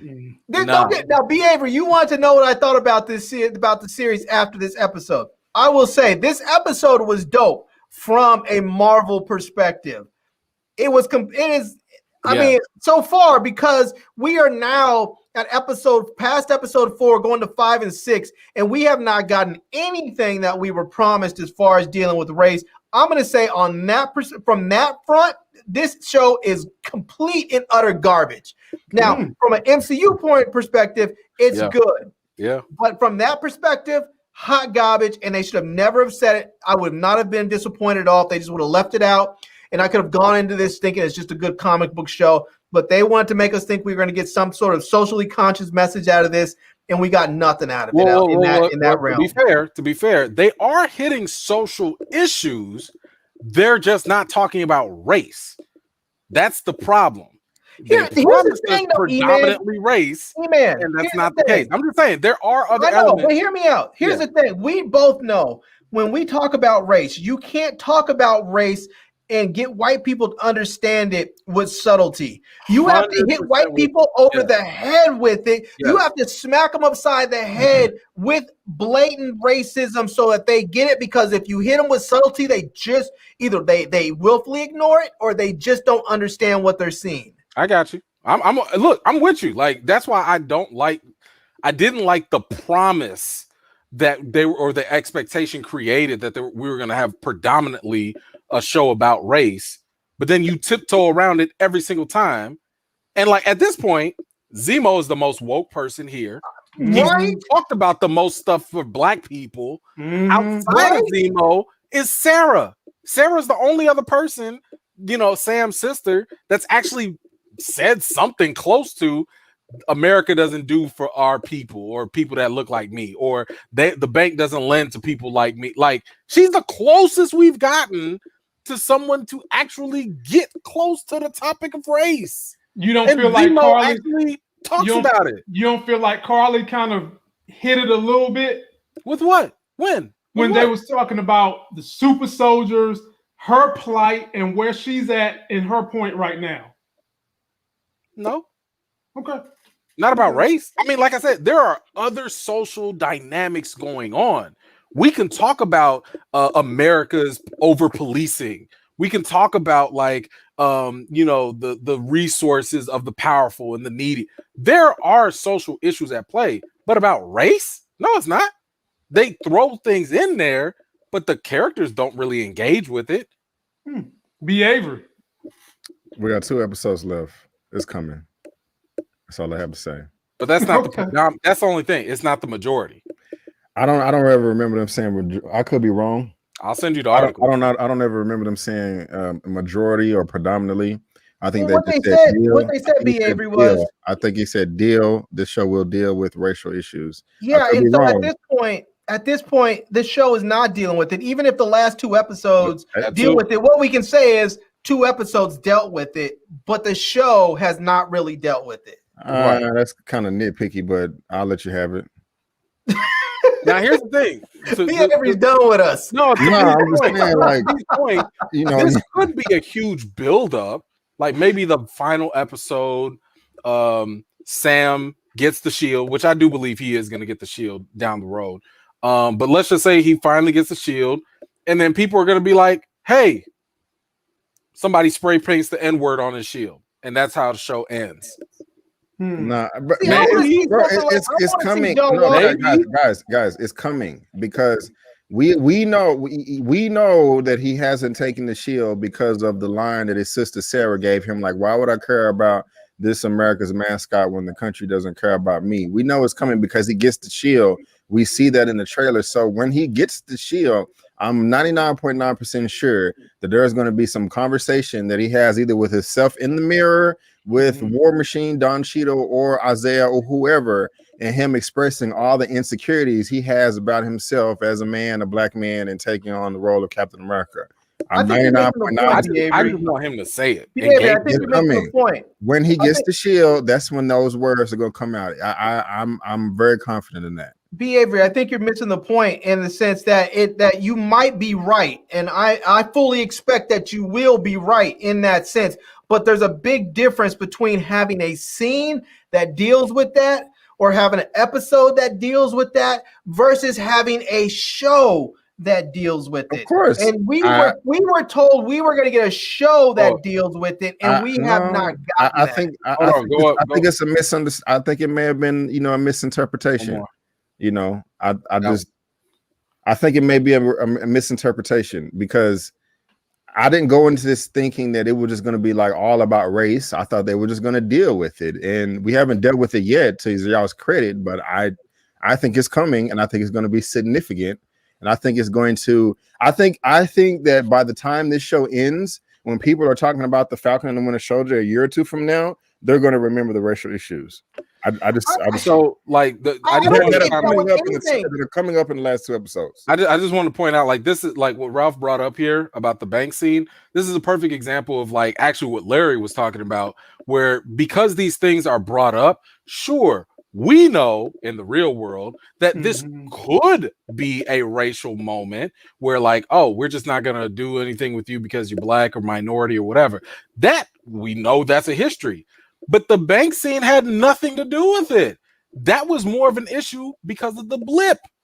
So, to Larry's point about how, like, for a lot, because again, when we talk about race, we have to talk about the fact that these are not uncommon issues for black folks or minorities. It's uncomfortable, and it's an uncommon topic for white audiences. And if you don't get explicit with it, it goes right over their heads. So that's what I'm saying. That scene right there with the bank scene, we can project the racial stuff in there, but when you look at the dialogue, when you look at what they actually said, it was all about the blip. It was all about the fact that, we changed the laws because billions of people came back, so there are new laws. It had nothing to do with race, nothing to do with gender. That was it. It was just because we don't know what to do when billions of people come back, so we changed the laws. You know what's great? This has been such a great panel and live tonight. And we still haven't even got to the good stuff. I know. We still ain't got to the good stuff. But this is one of the best episodes, so I figured it was going to be me. Yeah. We still got some goodies to get to, so let's get on back onto it. E-Man, it's your turn. Oh, okay. Did this do anything for you? The power broker texting them to say he's going to hurt them, he's going to kill them, and she says it's a man. We hear a man's voice. Does this do anything for you with the power broker? I don't care. Damn. I'm just saying, like, at this point, like, there was so much other stuff going on. I really don't care about the power broker. I don't feel like the power broker's presence has been strong enough in this entire series. I mean, we got teased with it earlier, but it just never really went anywhere outside of just, I mean, at this point, the power broker could just be some rich dude sitting in a mansion, I don't see. For real, I don't even care no more. I don't care. Yeah, it's like they haven't made me care about this quote unquote bigger, badder villain or whatever. So no, I don't care. Like I said, Carly gonna die one way or another anyway. So, whether it's the power broker or Zemo, I don't care. I kind of don't want her to die, but if she dies, I won't cry. Larry, 100%. Did the power broker and this exchange do anything for you? No, no, okay. It didn't. And I'll be honest with you, when I think about the flag smashers and all of this, I get why they're doing what they're doing, but I don't feel like they gave them enough screen time and enough explanation to make us really feel why they're doing what they're doing, so that we can fully empathize with them. And I just feel like they're lacking. Like they haven't really given us enough. like I know we were just talking about the racial thing, and I feel like they haven't given enough of that, but I also feel like they haven't given us enough of on the other side with the Flag Smashers to really make us understand why everything that they're doing that has happened to them, why they're doing it. Like I know they said, oh, they put us out of their house, they haven't given us medicine. I think they could have taken 20 minutes out of an episode and really showed the devastation that these people went through and let us really understand why they're going to such extremes to do what they're doing. And they haven't done that. And it sort of left me cold where you're just sort of like, okay, it's a bad guy, it's a good guy. I mean, to be honest with you, through this entire series, the two people that I like the most have been Bucky and Zemo. They could have just called it the Winter Soldier and Zemo and been done with it. They've been stealing this show. You know, the villains for me, as far as the Flag Smashers, have been okay, but they're not very dynamic. And Sam has been just okay. This is supposed to be his show. He is the lead one, Falcon and Winter Soldier, and he's sort of in the sidekick role again. And you know what's so ironic? It's so ironic you said that, because in an interview, Anthony Mackie was asked about the change in going from a supporting character to now being the lead character. And he said specifically, he was like, man, the cool thing that I used to like about being a supporting character is that you always get the most interesting depth. You always get the most interesting stuff, you know, and especially if you're a villain. And a lot of times people don't pay attention to the main character and they kind of get lost in the sauce, you know. And it's ironic because that is exactly what's happening here. Like, Sam is not really getting the full opportunity to shine. I mean, golly, we just came off of WandaVision, and the whole time we sitting there following Wanda, you know, and we really digging deep and figuring like, man, she going through this, she going through that. I feel for her here. She is going wild. But Sam, I'm like, bro, like every time you show up, I'm like, oh, you're here. Oh, I'm sorry. I was paying attention to Zemo. They're shaking your head, Avery, and I feel you that you want that not to be the case, but I just don't think Falcon's character is coming through, and I want him to. It's not that I don't want him to. I don't want you to think that I'm just hating on him, because I'm not. I want him to come through. I just don't feel that he is. I don't feel you hating. I actually agree with the first part of what you were saying, as far as like the lack of development from the Flag Smashers. It's coming through from Carly, because I felt the same way with her. I'm like, I don't care about you, woman. But this episode right here really changed my heart as far as she's concerned. Me too. They developed her. They haven't developed the rest of the Flag Smashers. So I agree with you on that point. I was just shaking my head with the Sam thing, because while I kind of agree with both of y'all, again, he is about to shine. He's about to get the attention that he's supposed to get. We see it in the trailers. He's flipping around in the yard with the shield. That is going to be his moment where he goes on top and is the Falcon that we all love and want to get to know more. And so again, I'm just gonna hold up this too. The Falcon getting his shine and the racial issues, I think, are going to be prominent in these last two episodes. I'm very confident. So okay. All right, fellas. Well, I didn't want to say that because I didn't want to start this whole discussion at the beginning with a long debate. But when this episode opened up with them focusing on Bucky again in Wakanda, I'm thinking to myself, damn, don't the thing say Falcon and Winter Soldier, not Winter Soldier and Falcon? And again, we're getting more in-depth background into Bucky. Why couldn't you have had something interesting digging back into why Sam got into the military? Some kind of plight Sam went through. We haven't seen any of that. That would have been dope. Yeah, that would have been just to show his background. A scene of Sam in the service, even like before he got his wings, maybe when he first got his wings, something. We haven't seen any background on Sam even like him that. With his family. It could have just been him with his family. Just what do you mean? That was in episode 1. Yeah, we seen the family, so we got that. No, I'm just saying, like, just more. Look, anything.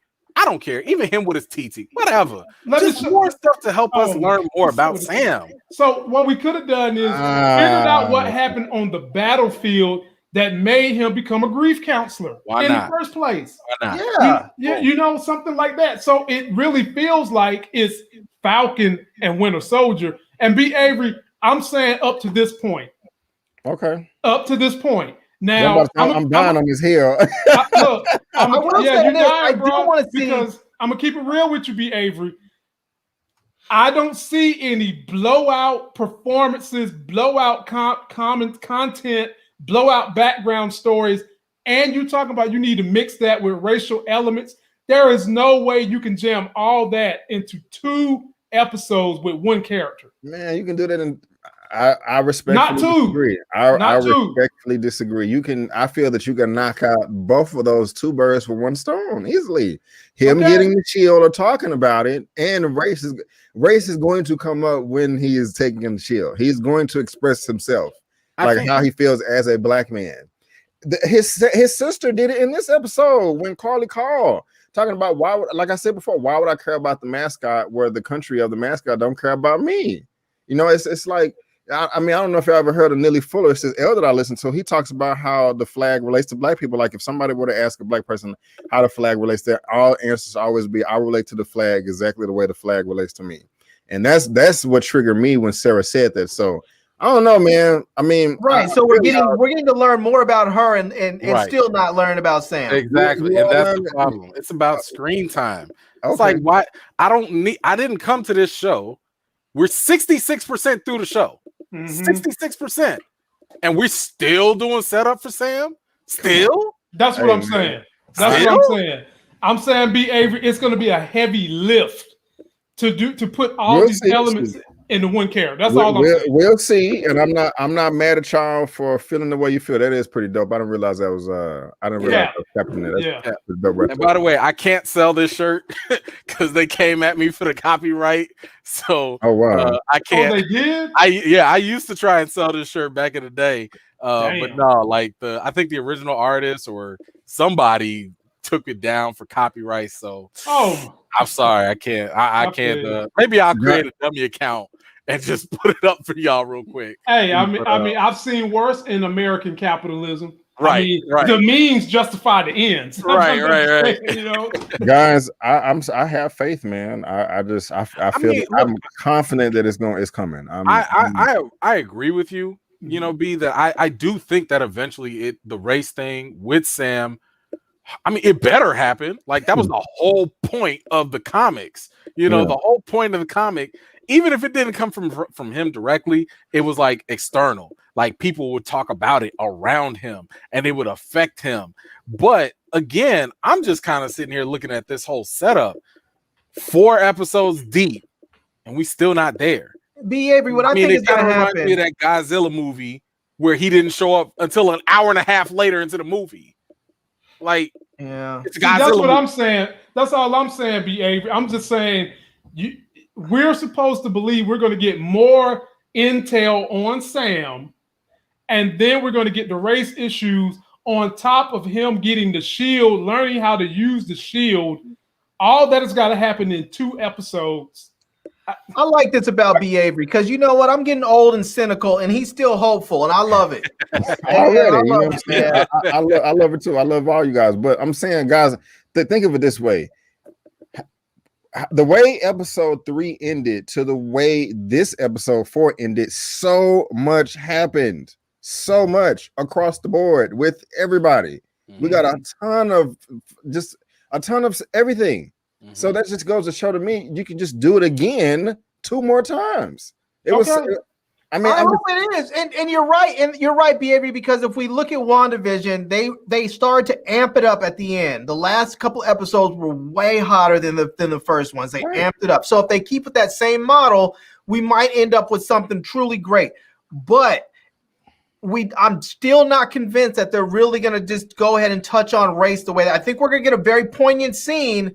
But I don't think we're going to get 2 episodes that really hit home with it. I'm with both of y'all. Like, I'm hopeful that we get there, but the way they've been giving us enough evidence so far that they're willing to really go there. So, yes, we can hold out hope, but just looking at the evidence, it's saying something different. That's all. We're going to have 3 badass powerhouse episodes with 4, 5, and 6. Like, I'm just saying, man, I feel it in my bones. 5 and 6. 4, 5, and 6. I feel it in my bones. Oh, okay. Like, this I want to see somebody call Sam the N-word and have Bucky literally punch a hole through his chest. That would be. Bucky needs to step up his allyship. I want to He needs to be an ally. Sam doesn't even have a chance to respond. So I just want to see Bucky literally punch a hole through his chest and just say, "Bitch, what?" I'm with that. Know? You know what? Even though that would be delightful, I don't know if Bucky. I don't know if that would make sense for Bucky because he's been frozen for so long. And he would do it. Bucky would do it. I think he would do it. I don't care who you are. Most people, even racist people, the N-word is probably going to be that one triggering point. You know, where so I think Bucky would act at that point. I think he would. Okay. Right. I would love Infinite to Science. see that, though. I'd love Infinite to see Science. Thank you for that $10, my brother. Thank you. Very grateful. You tune in to all of us, and I'm so thankful. We're thankful that you keep coming back, and you allow me to free up time to network with the brothers, bring you guys more content, bring you guys more connections, and network with my subscribers. Very grateful. I think Bucky needs to go and get some find someone to work on that arm because you can't just have the Wakandans show up. Oh, we haven't got there yet. All right, my bad. It's still cooking, man. It's still cooking because I got some emotions I got to get out. Yeah, man. Larry always putting on them damn track shoes. He was in his track shoes last night, just running along, getting ahead of himself. I mean, damn, Larry, let's stay with this, my brother. Let's stay with it. Yeah, okay. We don't get good stuff like this all the time, you know. All right. Well, B. Avery, since Larry done brought it up, we're here. Okay, we're here. Here we go with these scenes. So first of all, it starts out John Walker and Buckwheat pull up in there. That's like, we coming to get Zemo. And then all of a sudden, I hear some of that Wakandan music dancing around in my head. And guess who opens the door? Damn. And they come in there with them wild ass. Look, let me tell y'all something. When you see a spear that look like that, that means your ass is grass, Mr. Postman. When you see that spear, the type of spear that you can throw in one thrust, it goes through the table and cops the shield like it's on the arm of somebody. With his arm still in it. With his arm still in it. The precision. I mean, she filed his damn nail without cutting his finger. Look, gave that man a manicure. Yes. On the spot. She filed his nail, didn't cut his finger, and still got through the table. Then. And he deserved that after she tried to disrespect him with try to disrespect him, ladies, talking about why don't we put the pointy sticks down. Yeah. Oh, yeah. And he got what's coming to him. Then as they're having their fight, Ayo lets us know that she knows some kind of a maneuver where she can touch Bucky like right here in his delt and damn arms on the floor. Just fell off. The vibranium arm is on the floor. I was like, bro, look at what she did. Look at the look on his face. Like, what the fuck? Y'all don't realize how defeated Bucky looked. Bucky got that arm dismantled. Somebody said they put a cheat code. The up, down, left, right, ABA. Yeah. I remember that, bro. BABA. They said boop, boop, boop. Bucky was like, oh. Bucky was like, oh no. Oh, why? Why? And ladies and gentlemen, while all that's happening, why? Oh, attack by the Dora Milaje. While the Dora Milaje is and it's only 3 of them. It's only 3 Dora Milaje kicking like 6 men's ass, while one of them is like, man, fuck this. I'm not gonna be a part of this. Zemo is by far the smartest person in this whole show. Oh man! Not only does he slip out the door, then he slips down into a tunnel. El Chapo. And we're not done, ladies and gentlemen. What Larry has been asking for, he got. Why don't y'all just take the damn shield back? Man, it's your property. It's your property. When they took the shield from this boy and whipped his ass, here's another iconic look by U.S. Agent Walker. On his knees. On his knees. Let me tell you something. My daughter made prettier faces when I take her bottle away from her than this bitch ass right here. Look at that look of it. I mean, talk about he embodies the look of entitlement. You took my toy from me. You took my toy. But let me tell y'all something. These is the Dora Milaje. Let's you go. See that right there? These is the best fighting force in the world.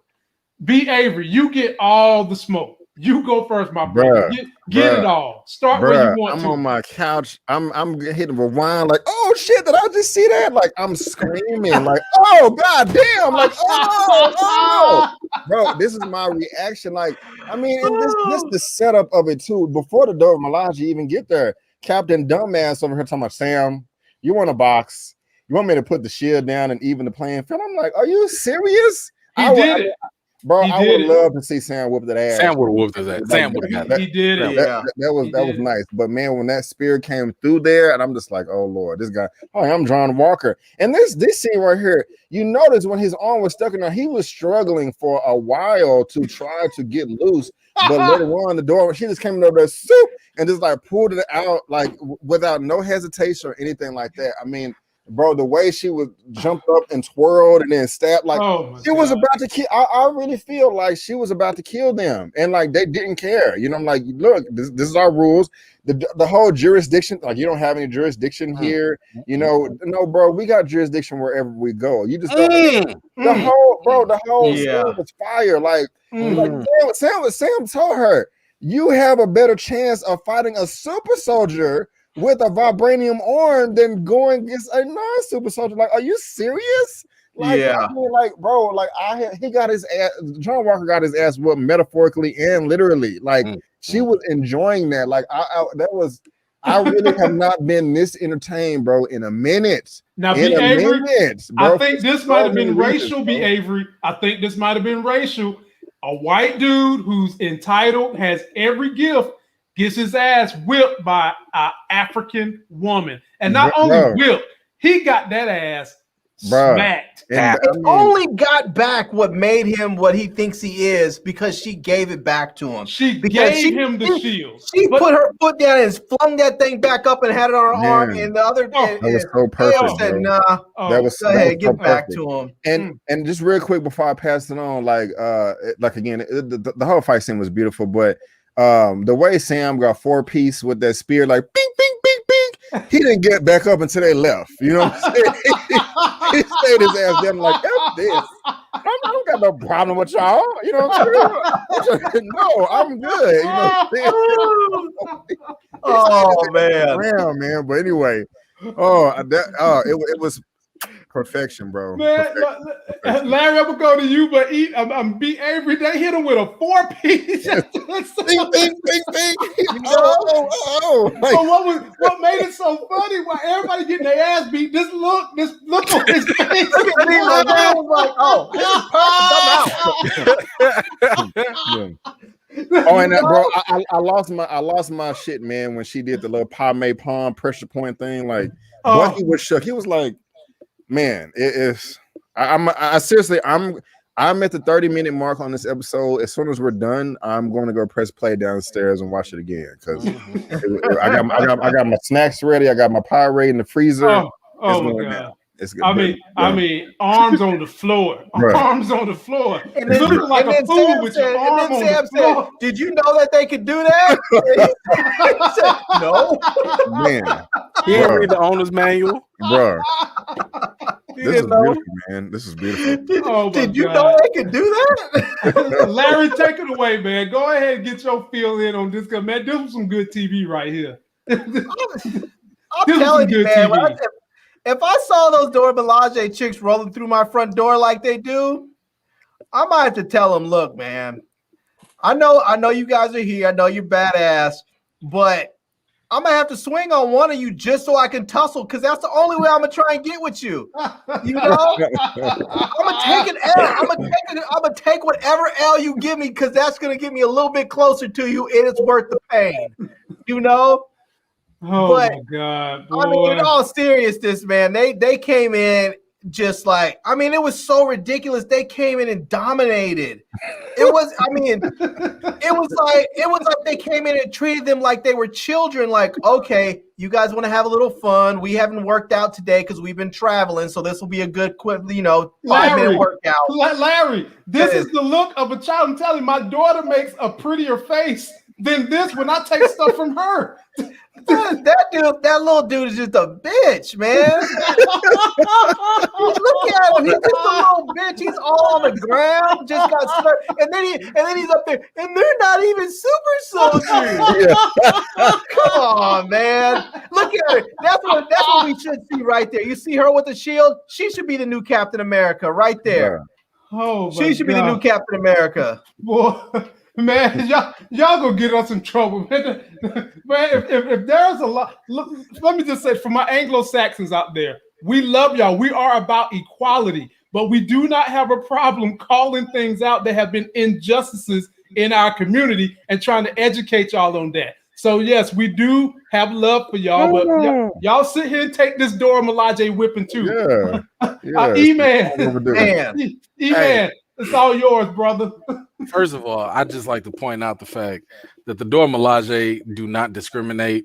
Black lives don't matter. They whooped the mess out of that boy Lamar too. I don't know what he was thinking, but he tried to step up and do something. And they was like, "Oh, you can get some of these African whoopings too." Okay, didn't he get it first? Bring you back to the motherland. Didn't he get it? Didn't he get it first? He was first. Dude, their spears were taller than him. Right. What was he thinking? That whole thing, my man look, Sam caught a 4-piece. My man Lamar caught a whole 20-piece combo. Okay. I feel Sam taking the L he took, because Sam was like, look, I realize I have to do something. Not only did they give him a 20-piece combo, they choked this man like a biscuit at Popeyes with no drink. Okay, they almost took this man out. So I'm sitting here thinking, like, bro, y'all need to chill. And I would have been just like Sam and Bucky in the beginning, like, well, oh my god, real, man. I would be like, where that Zemo tea at? Let me get some more of that tea. This ain't none of my business. That's exactly what somebody asked earlier. Why did Sam and Bucky jump in?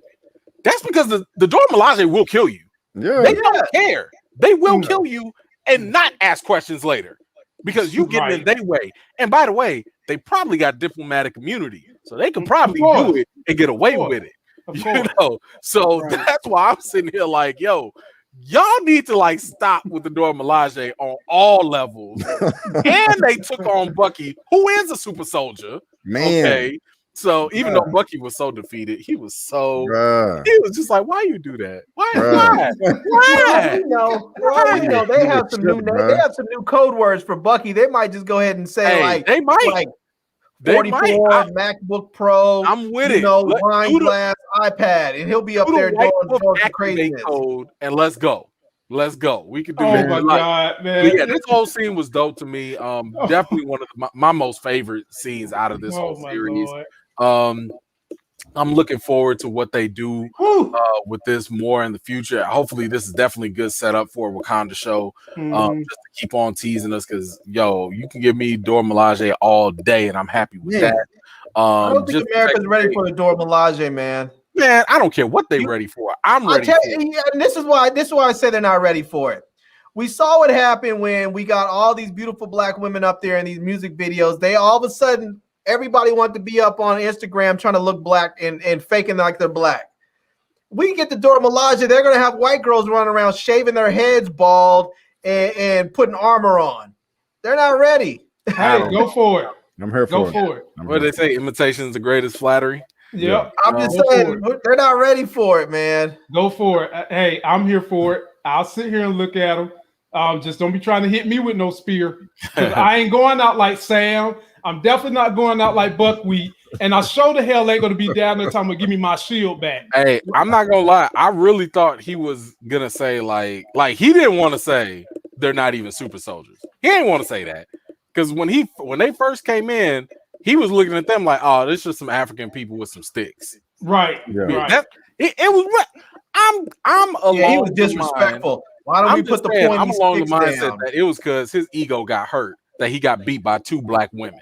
Man, He underestimated them from the jump, and even when the stuff got kicked off, his whole ego got hurt. I think all that bravado went out the window. Brandon Burns is up there talking some shit. Oh my God. It's true, Captain America. That's funny. He just tried to start some shit, man. Come on, Brandon. You don't even believe that. I mean, believe that. Captain America ain't never got his ass whipped that bad. I mean, my God. I mean, to the got point where he's Black Panther about to the point where he's sitting but... down like this, saying, "Give me my shield back." They put him on timeout.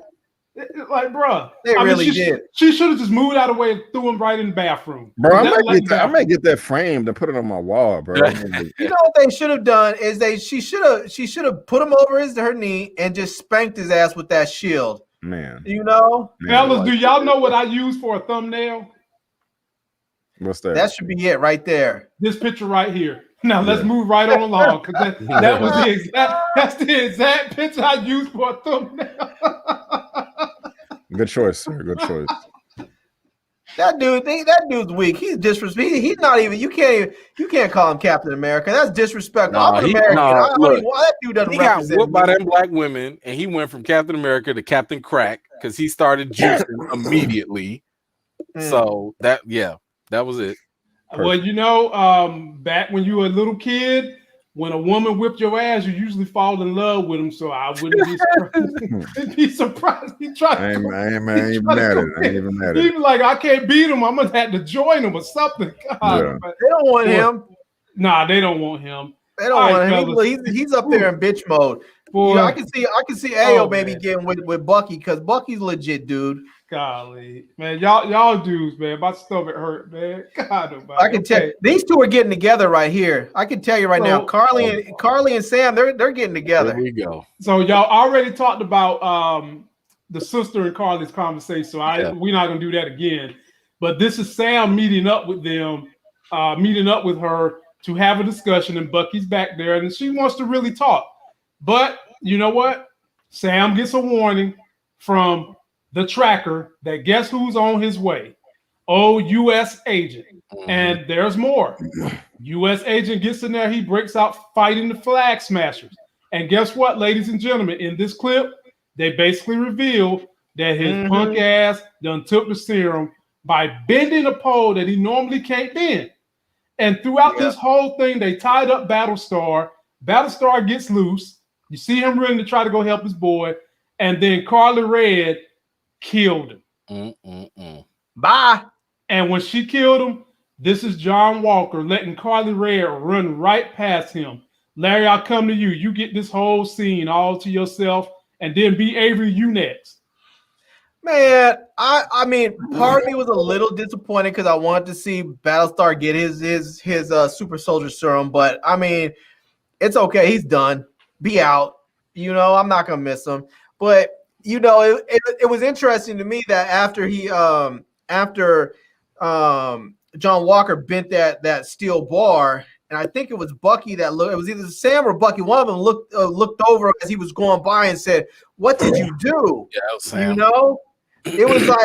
It was like they were saying, "I don't think you know what you did. You took this stuff, but you don't understand what you just did to yourself." I mean, this whole scene, and then with Carly running off. I mean, I'm glad I'm kind of glad she took Dude out because now Dude has to stand on his own, and he's gonna have to deal with his own consequences, and he doesn't have his man over there with him trying to keep him on the straight.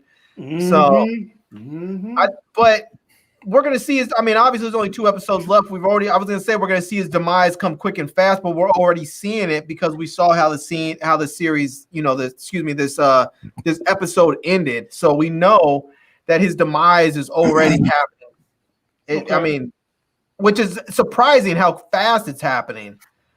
Yeah, I'll give you that. B. Avery, thoughts? Yeah, man. Go ahead and give me the camera real quick if you don't mind. Oh, sure. And if you can scroll up a little bit, there's a comment from Suburbia Jones that I would like to address real quick and kind of just geek out. If you can find it, have a blue blue background with a This white one? S. Yes. Avery, what do you know about Fist of the White Lotus, Shaolin Executioners, or did you learn from watching Kill Bill? All the above. I'm super duper into like kung fu and gung fu and all that stuff, and just kind of just let you know, I got these pressure points right here on this little diagram that was passed down to me a long time ago. So I'm really into all that right there. So I just had to kind of put that out there real quick. Thank you for. Have you watched? Has Kung Fu come out yet? The new CW joint? Yes, I have watched it, the first episode, and I turned it off. It was that bad? I'm gonna try to give it another try, but the fighting just wasn't up to par for me. Main character was really selfish, and I don't want to. Yeah, but we can talk about that. I was actually thinking I was gonna try to catch up with you. Yeah. It's nothing to rush to. But I digress. Now, this scene right here, it's obvious that he took the serum. I like to where when he busted the thing, you can tell even before he hit the pipe that his hearing was enhanced. He was able to make out where everybody was. But this was a beautiful scene right here, man. The fight choreography across the board was lovely. I even laughed when he was like, "What's up with all these knives?" That was pretty funny. And I like the fact that everybody was a super soldier in this fight except for Battlestar and except for Sam. However, Sam still held his own. I like how he used he was really resourceful. He used the flash or the rocket of his pack to distract one of the, and I'm like, damn, I didn't even think of that. And that was just like cool, So I like that. I don't know where. Okay, my light just cut off. I don't know why or all these gnats are coming from, but I like that. I think that was pretty cool. I think that's dope. And to be honest with you guys, I'm not 100% sure that Battlestar is dead. He could be, really, but he could just be unconscious. And next episode wakes up in the hospital like, oh shit, you killed the dude and destroy your name, man. Yeah. So I'm not 100% sure that he's dead. Okay, damn. E-Man, finish us off with that particular scene. So one interesting thing I just noticed, because one thing I like to do is when I'm doing my breakdowns, I like to go through the episode and listen to the English with description option in the audio section. So they actually describe it for the visually impaired. And sometimes they will actually tell you things that you might not notice. I thought everybody do that, E-Man. If you're on YouTube, I don't think I don't know, but I've never done that. You haven't? No, I watch everything have with the captions subtitles on. Yeah, like I do the captions on, but the English description thing, like I like that on my second rewatch, not like on the first one, because I don't need nobody describing what I can, what I'm trying to digest. But on the second rewatch, during that scene, they did mention that Lamar's lifeless body. So I was wondering if, maybe they did just confirm the secret sauce. Yeah, I know, Ralph. I was wondering if that actually was, a clue to the fact that maybe he did die. Now, of course, maybe he's unconscious or whatever. We don't know. But I'm going to go with the fact that he was dead, especially since Walker was there checking on him for that long. But the funniest thing about this whole scene, I don't know how funny it is, everybody's throwing down, everybody's throwing hands, everybody's fighting, but the second somebody literally really gets hurt, like Lamar here, and presumably dies, everybody just stops.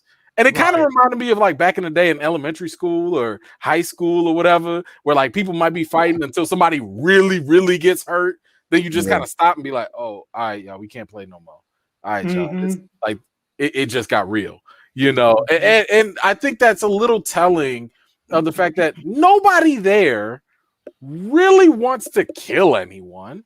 Like the Flag Smashers aren't trying to kill people. I mean, Sam and Bucky obviously are not or whatever. So it's like now when that death actually happened, it's like, wow, we just crossed the line here and stuff really got serious. So I just thought that was an interesting moment for them. And of course, when having, Walker go crazy and everything, I was like, this is like finally, because in the very beginning of the series, we kept seeing him I don't want to see be morally gray, but like he wasn't the jerk, the a-hole that we know eventually he will be. But this was like the turning point, you know, and it finally turned where he lost his friend. And I would say that Lamar this whole time has been his vision to Wanda, you know. So once that vision is gone, Wanda snaps. Once Lamar is gone, you know, Walker snaps. So I thought it was kind of interesting that they kind of built this up that way. And it's well, I mean, we're gonna get to the next scene, but yeah, I like how they handled this. Yeah, and E-Man, to your point, when you said everybody stopped, it's like they stopped like they hit a child or something, like a child ran into it and they hit it, right? You know, like he got backfisted or something, like, oh, we hit a baby, you know, something like that. So Now I'm real quick, I'm gonna just kind of expand on B. Avery's theory. So if you think he's still alive, do you think that there's a chance John Walker stole 2 Super Soldier Serums and might give him one to help him heal up? Yeah, I think that's very possible. I do. Okay. I think that's very possible. Okay, we'll Maybe see. they split it. Didn't he get it in the comics? I don't know. He did get it in the comics. He got it from the power broker, I want to say. Yeah, he got it from the exactly. He was tied up with a power broker. Yeah, you know, I'm gonna be honest. When Zemo was crushing all the vials and everything, I really thought that it was going to I didn't think they were gonna leave one vial like open.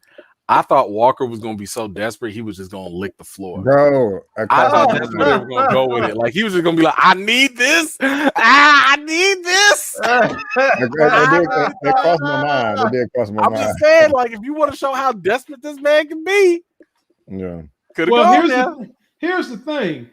The way they played out his fight scenes, it's kind of like, did he take the whole vial? Like B. Avery said, did he only take half of it?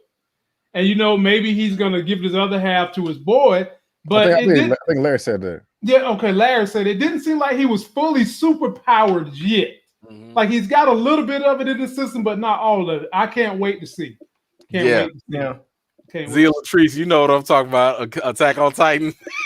Like, I gotta have it. She know it. She saw the episode. Oh yeah, she be on it for sure. Fellas, we are to the crescendo. We're to what has led to everything that happened in this final episode. And Larry, I'm gonna let you go first on this one. On the very last scene, damn, he snaps.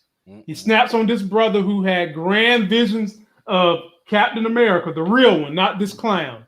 And after he saw his boy Battlestar, that we presume is dead, he goes in while the world is watching. You had people standing all around him with their camera phones, taking pictures, and he just continues to wail on this boy's head until there's nothing but blood on the shield.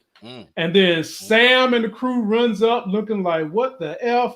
And Carly Red is over here like, oh, no, he didn't.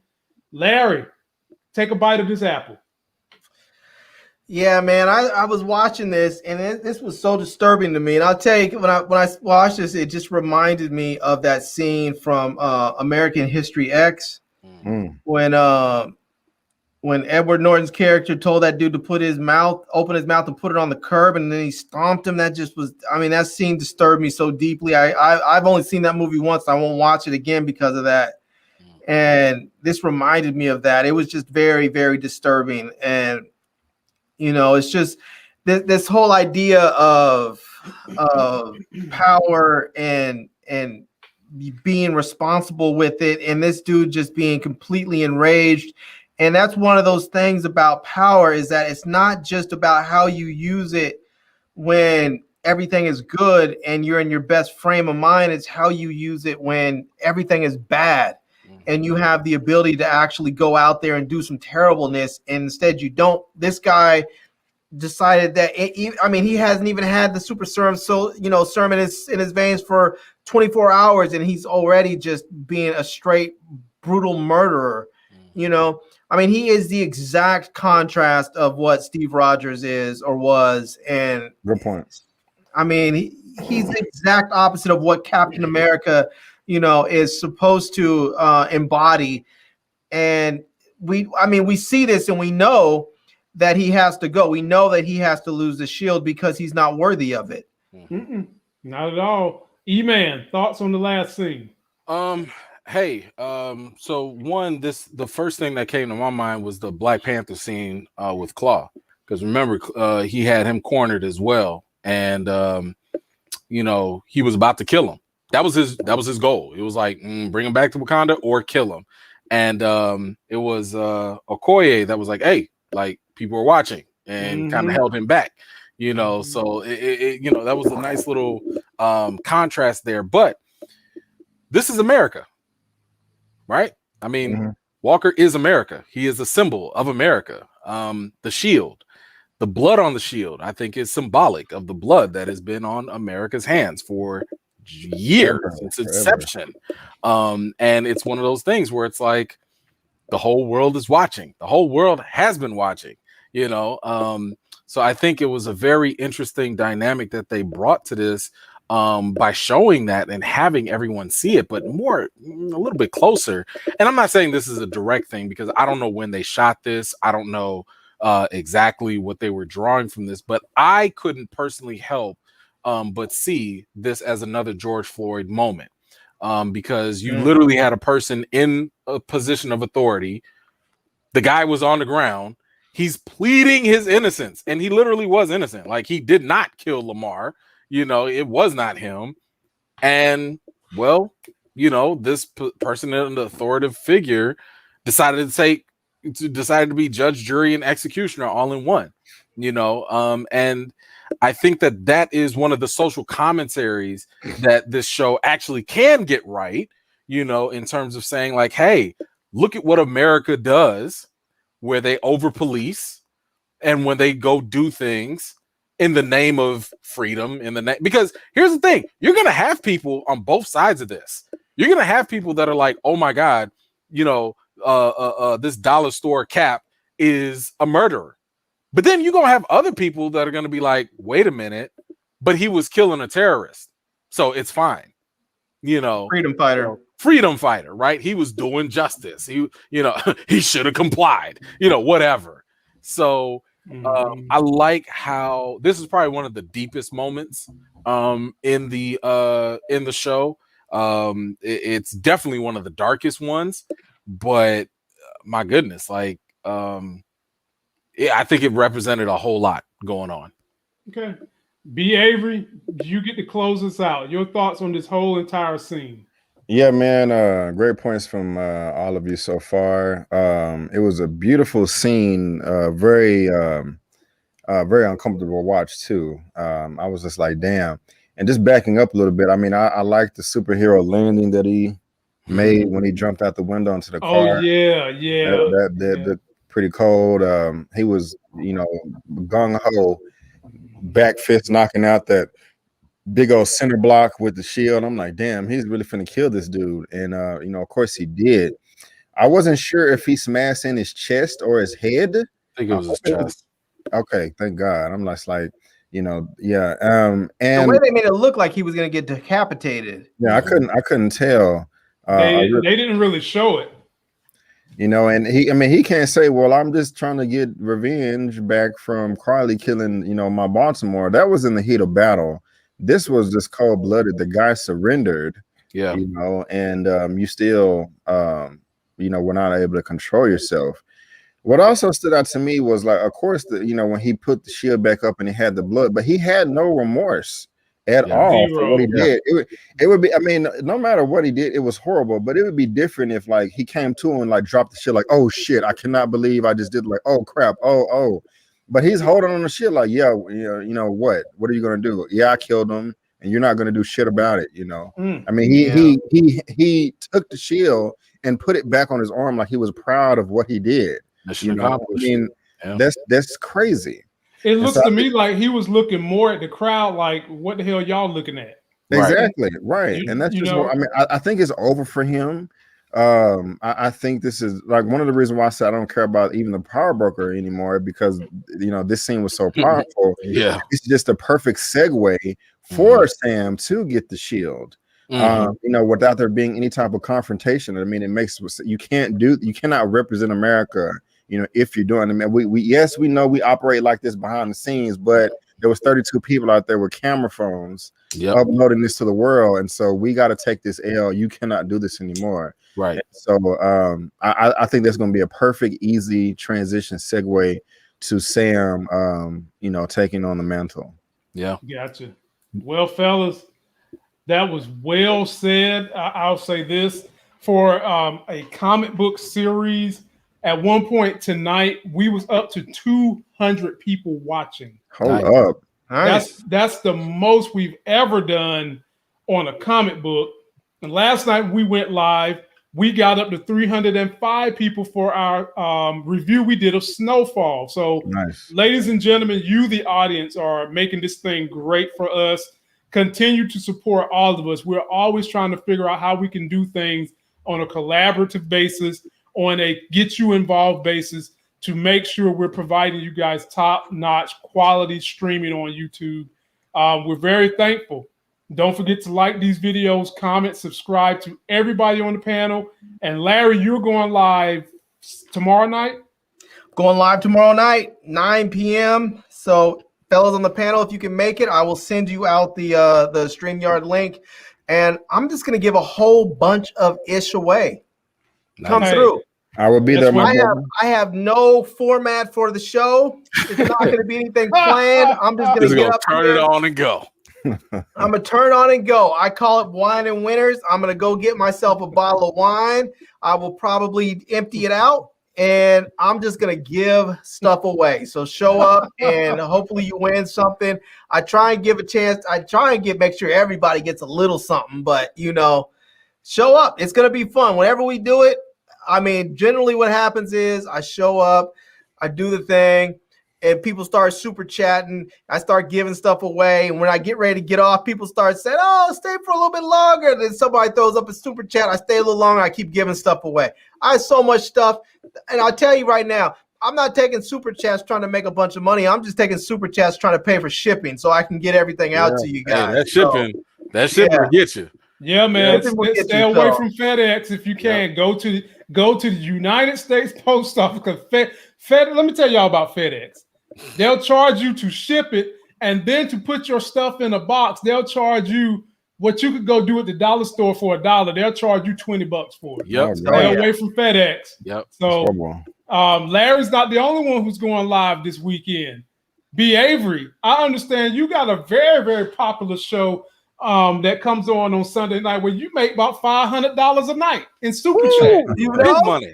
Big money. That would be lovely. But yeah, man, every Sunday, 6:30 p.m. Central Standard Time, I go live, just with all the topics in the movie news world, entertainment news, and we just have a good time going through each topic. It could be a trailer, it could be a new Netflix deal with Sony. It could be a number of things. And so that's definitely one of the topics I will be talking about this Sunday. Also with Daniel Craig and Ryan Johnson receiving $100 million paychecks for crazy.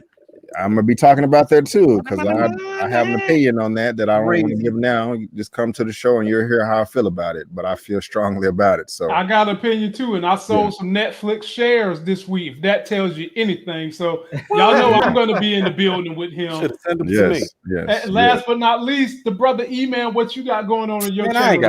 I ain't got nothing going on. You ain't got nothing? Man, he's always talking that.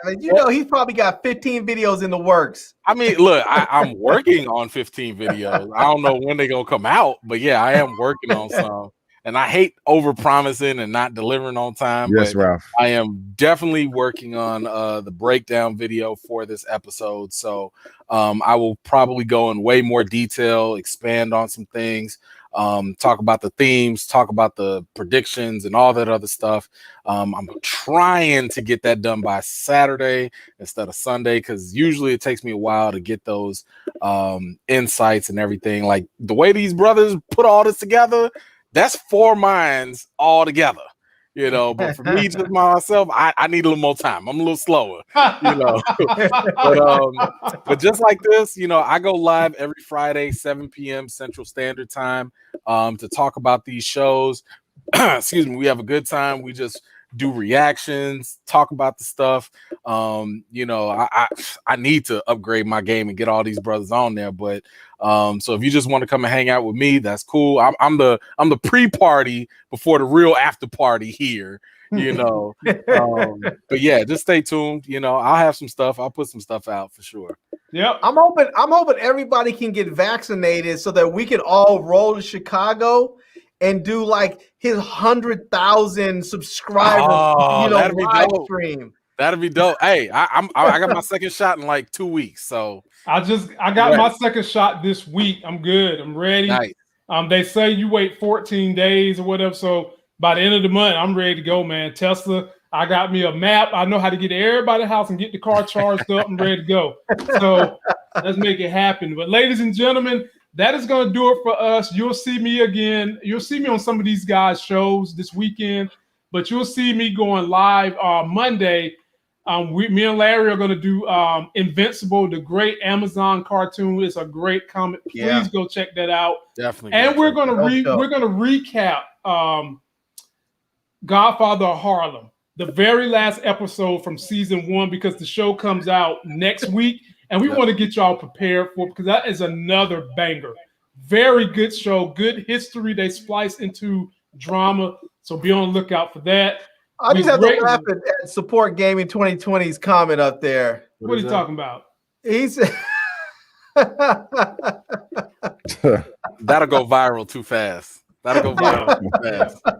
And thanks a lot, Ralph. I appreciate you. Thank you for the support. Exactly. And that is a good way to get out of here. Larry is the damn power broker. Always. Until that next Sex is Hell video, we'll see y'all. Peace, y'all. Peace.